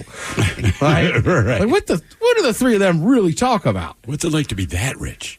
Yeah, right. Yeah, right. She's probably like, what's it like to be old? Right. Oh, Steve Martin's looked the same for the last 50 years. He has. I mean, he has not changed his appearance. He has not. Let's see. Some other winners from last night. The limited or anthology series winner on Netflix, Baby Reindeer. I still haven't watched that one. But I know people are all about it. Yeah. Didn't they cause some kind of controversy or something? I'm not even sure what it's about, but I know people are mad about every damn thing, but I just heard they were mad about something to do with the show. I don't know. Dealing with a female stalker, a man is forced to face a dark, buried trauma. And I remember when that one came out. I don't think it came out this year, but I remember when that one came out, everybody was... It's a jarring show from what I've heard. Okay. Correct. Yeah. Let's see. Talk series, that was The Daily Show. That continues just kind of winning that. And then scripted variety series, they went with the last week tonight with John Oliver. Reality. That's a great show. I need to watch that one. I don't have HBO anymore, but I used to watch it every Sunday night. Nice. I thought he did a great job of sometimes just taking one subject. Yeah, just running with it. And then he's like one of those guys that he makes a bigger deal out of certain things than not, and the next thing you know, like he's getting a sewer treatment plant named after him. Right. Like he does that weird crap where like he takes it to a different level where the next thing you know, like he's in a fight with a town or whatever the deal. Right. Yeah, because one of the first ones I remember was him messing with this Australian actor, Gladiator. Russell Crowe. Right. And like the chlamydia center for all the koala bears or whatever. And then I'm pretty sure Russell Crowe, even though he paid for it, put John Oliver's name on the chlamydia clinic on the bed. for the koala bears, right? Because he was just like kind of tired of your S. Right. That's right, because he was trying to buy some of the famous artifacts, like his jockstrap or something from another famous movie he was in. But you're right. He does a great job with that stuff. I know he's done other little towns or whatever, and they're just like, all right, we don't need this much attention on our town. Yeah. Good stuff there. All right, speaking of being from a town and getting passed over for something, talked about this a little bit last week, but Lil Wayne, who's probably one of the more famous, I'd say, musicians from New Orleans, which is saying a lot. Sure. When I know he's probably passed away, but you talk about like Dr. John or just like literally where jazz is invented, right? The blues, all that kind of stuff. But Lil Wayne, pretty famous, and he fully thought they were going to ask him to perform at the Super Bowl because it's in New Orleans this year. He went on Instagram Live, said, quote, "I thought there would be nothing better than that spot and that stage and that perform in my city. So it hurt. It hurt a lot." And he said, "It made me feel like S. It broke me. I'm just trying to put me back together." He also was like, he's like to his fans, he's like, "My bad.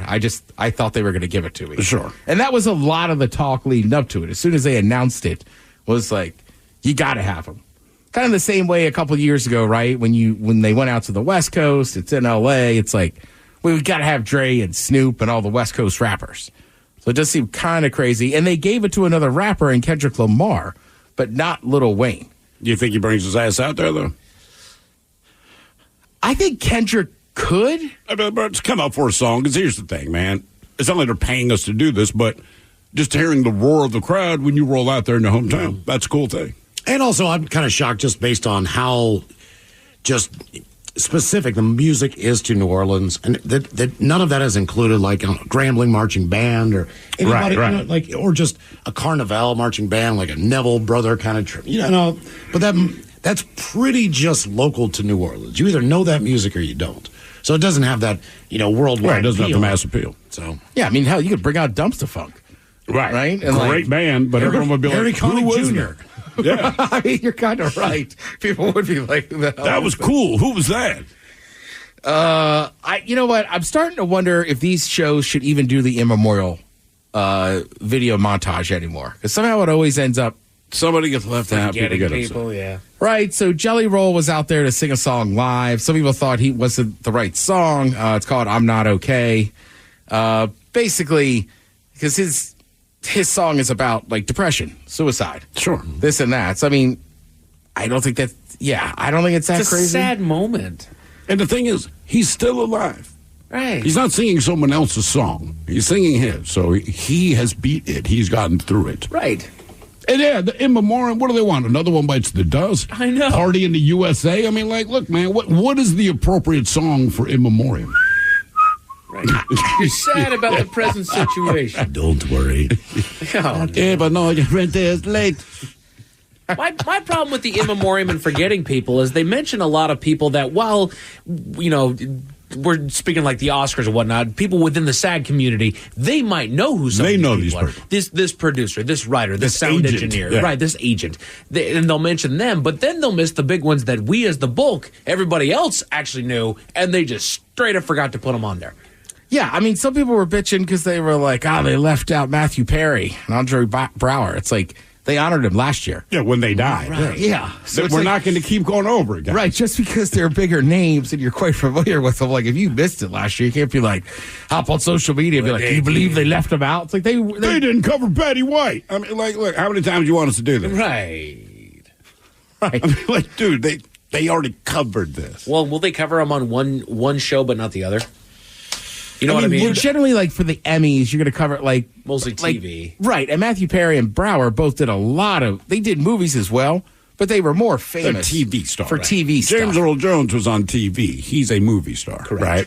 Correct. Yeah, and that's where a lot of that stuff comes from. Whether or not they're going to be on that, or was I going to say the Grammys as well?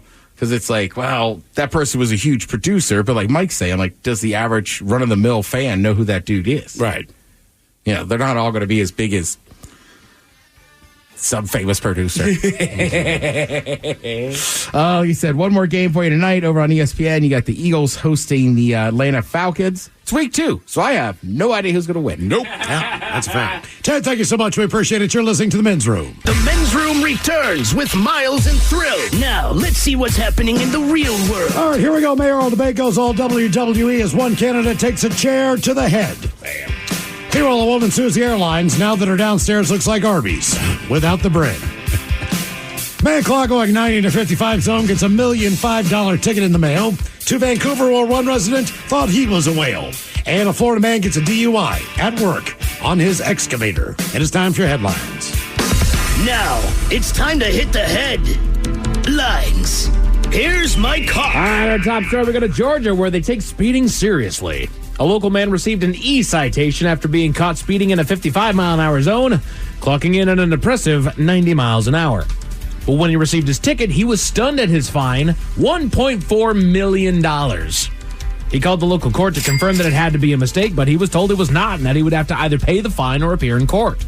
After the story generated some buzz, a representative clarified that he was going at a speed far enough beyond the posted speed limit that it necessitated a court appearance, putting in a quote-unquote placeholder number on his citation. Because they know you will show up. That's right. Going further to say that the maximum penalty for his infraction doesn't exceed $1,000, and see, that's exactly right.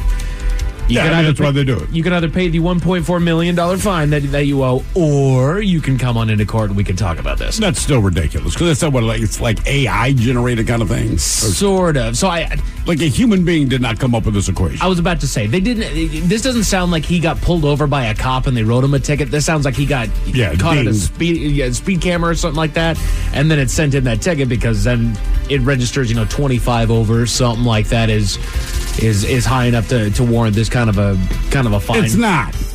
Well, isn't 25 miles over the posted speed limit technically a felony?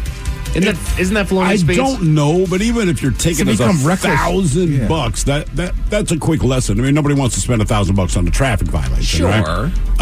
But $1.4 or $1.5 million that guarantees that you're going to show up in court. Yes, it does. That's when I wish I wish I had Elon Musk money. Yeah, go ahead and just pay you. Here you go. F you.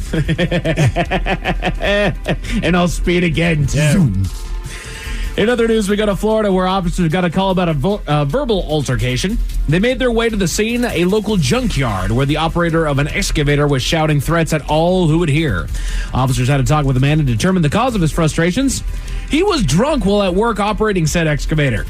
Officers arrested the man for DUI and posted the story on their social media, where they informed people, quote, if you're drunk, you shouldn't be behind the wheel or the levers. No further information was shared about the incident. You don't need to share more. We get it. Right? He was just wasted at the junkyard, just working his excavator, because he probably goes day after day after day not having to worry about any of that. And then all of a sudden he became a problem. Yep, the one day. Right. Yeah, I mean, unfortunately, he's probably done this before. I would bet my bottom dollar that he's done it before. Absolutely. This is just the time that he just took a little bit too far and he got caught. Got caught. Exactly. Which I don't know who he was yelling at, because there was a verbal altercation. So was it somebody that was going to the scrapyard trying to get something back from him? Was this vagrants that were just roaming about the scrapyard? Like, who in the hell was he yelling at? I don't think I can guess. Is that whoever he's yelling at, he probably threatened to do something to them with the excavator. Yes. Okay. That'd be my guess. Elections are always, they always raise the political temperatures, but they've reached a boiling point in Brazil as well. We covered this just earlier. While on the debate stage for the mayor of Sao Paulo, viewers were left shocked at one of the candidates, after one of the candidates didn't take kindly to cross words in his direction. The candidate had his history brought back to light, with his rival mentioning his sexual assault allegations that were dismissed by prosecutors, to which the candidate responded by throwing a chair at him. The battery left the candidate with difficulty breathing and suspected broken ribs, leading him to be taken to the hospital and his attacker expelled from the stage. The debate did continue with the remaining candidates. I do like that part. Right? Yeah, to keep the debate going. Obviously, this guy probably not qualified. Right. So let's move on. And then this guy's just a jackass that brought it up, so just haul him off to the hospital. We don't have to care. There we go. Also, it's politics. Right? I don't know why you got to call him out and be like, he's a weak little punk. Right. He won't actually hit me. Exactly. Well, that's the wrong thing to say, because then he did, and he got your ribs broken. Right. Yeah. I'm not going to be a bitch on the stage. That's it. All right. All right. Then. I will show my strength. Wild story down at the Washington-Oregon border. Authorities responded to reports of a man that was rescued from the Columbia River. A passerby had noticed him in the river while out on his jet ski and helped him back to shore, where they waited for medics to arrive. When authorities got to the scene and began to treat the man, they say he continuously motioned back toward the water, eventually jumping back into the river and swimming hundreds of yards away from shore. Using a fireboat, authorities were able to eventually hoist him out of the water after repeated refusals of help from the man. They say that he was hypothermic at the time that he was taken to the hospital. No further report on his condition has been released. Is it possible that this guy he was suffering from hypothermia to the point of delusion? It's possible. It could be. I'm not ruling out the idea that this guy might have been on something. That's why he was out in the Columbia River. I think that too. By himself in the first place. But the fact that he ran back in there away from medical help, right? He ran back in there. They brought the boat out to get him out, because if he was swimming from one side to the other, I got to assume that nobody really cares. Right. He was rescued because he was clearly in distress. But then for him to just sit there and say, no, I don't need any help. I don't need your help. And they still hauled his ass out of there. This guy's not doing okay. It reminds me of the guy from New Hampshire, the lobster roll eating contest. Oh, yeah. Right? You're choking on a lobster roll. The governor happens to be there and dislodges this thing. And as soon as you puke up whatever's jammed in your throat, I'm back. Right back into the competition. It's like, thanks for the help. Okay. All right. Then. I lost my footing out there in the river. Now let me back in there. It is still kind of wild, that guy, the eating contest one. Right? Yeah. He sat back down. Yeah. Like, at least this guy going back in the water, I'm like, yeah, there's something wrong with you. He also swam 200 yards out. Right. After that. I mean, that's still a pretty good way to go. Yeah. And they pull you out, and now you have hypothermia? Exactly. Like, Jesus. Yeah. Yeah. But just in case those stories left a bad taste in your mouth, thankfully, there's good news. Thank you, Alan. We've got some good news in the fight against cancer. Moderna has developed a vaccine that's showing some promise in testing. The vaccine is designed to improve people's immune systems to better recognize and kill cancerous cells, and it's already shown encouraging results in early trial testing in the UK. The vaccine mainly targets proteins found on cancerous tumors, and in a test involving 16 patients, 50% produced results in which their tumors showed no further growth and no new tumors formed during the testing period. They're encouraged by these results, and with further testing, are hoping that this can be an off-the-shelf treatment.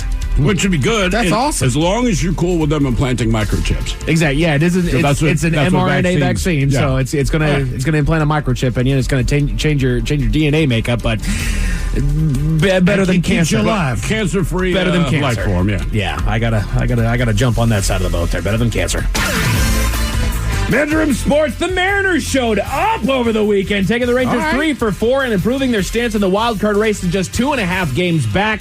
Houston still doing their thing with the Mariners losing their footing and dropping back to 4.5 games back at their first of last week. They're like on a 4-game winning streak. So catching Houston is probably not a likelihood at this point, just because 4.5 games is a lot. I'm not even sure we should talk about this. I think we should just be quiet and see what happens. Maybe that's the strategy. That's a good idea there, Miles. I'm still not holding out hope, but they've got the day off today to rest up before the Yankees come to town tomorrow for a 3-game series. So we might see what happens there. In the world of your Seattle Seahawks, in spite of the Patriots showing some disrespect by bringing Malcolm Butler out to start the game. I mean, I didn't like seeing them, but I get 100% of how the Patriots did. I know why they did it. Our boys put together a great show, eventually leading to an overtime victory in New England. England to improve to a 2-0 record. They'll celebrate the victory and get back on the horse before the Dolphins come to town next week for Sunday's game. Well done, Seahawks. Oh, we could have put on Deion Branch, but that wouldn't burn him nearly as bad as that move. Kid, Malcolm Butler. That was an aura move right there.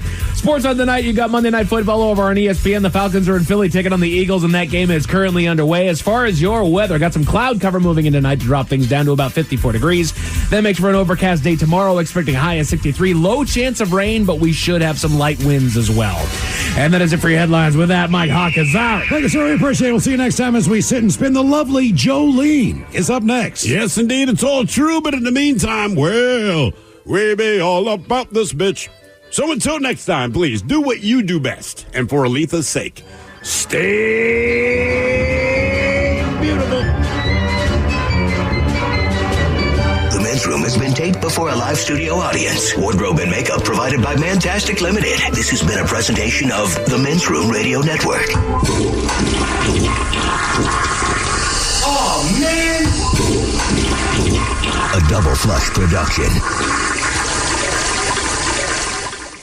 This episode is brought to you by Progressive Insurance. Whether you love true crime or comedy, celebrity interviews or news, you call the shots on what's in your podcast queue. And guess what? Now you can call them on your auto insurance too with the Name Your Price tool from Progressive. It works just the way it sounds. You tell Progressive how much you want to pay for car insurance, and they'll show you coverage options that fit your budget. Get your quote today at Progressive.com to join the over 28 million drivers who trust Progressive. Progressive Casualty Insurance Company and Affiliates.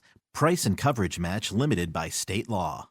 You're working from home. You settle in with a cup of coffee, ready to get the day started. Before you look at that to-do list, turn on your favorite Odyssey sports station on your smart speaker. We'll keep you company and bring you the latest updates from your teams while you tackle your inbox or get ready for another meeting that probably could have been an email. Power through the workday with the entertaining sports coverage you love from the local voices you trust. Just ask your smart speaker to play your favorite station.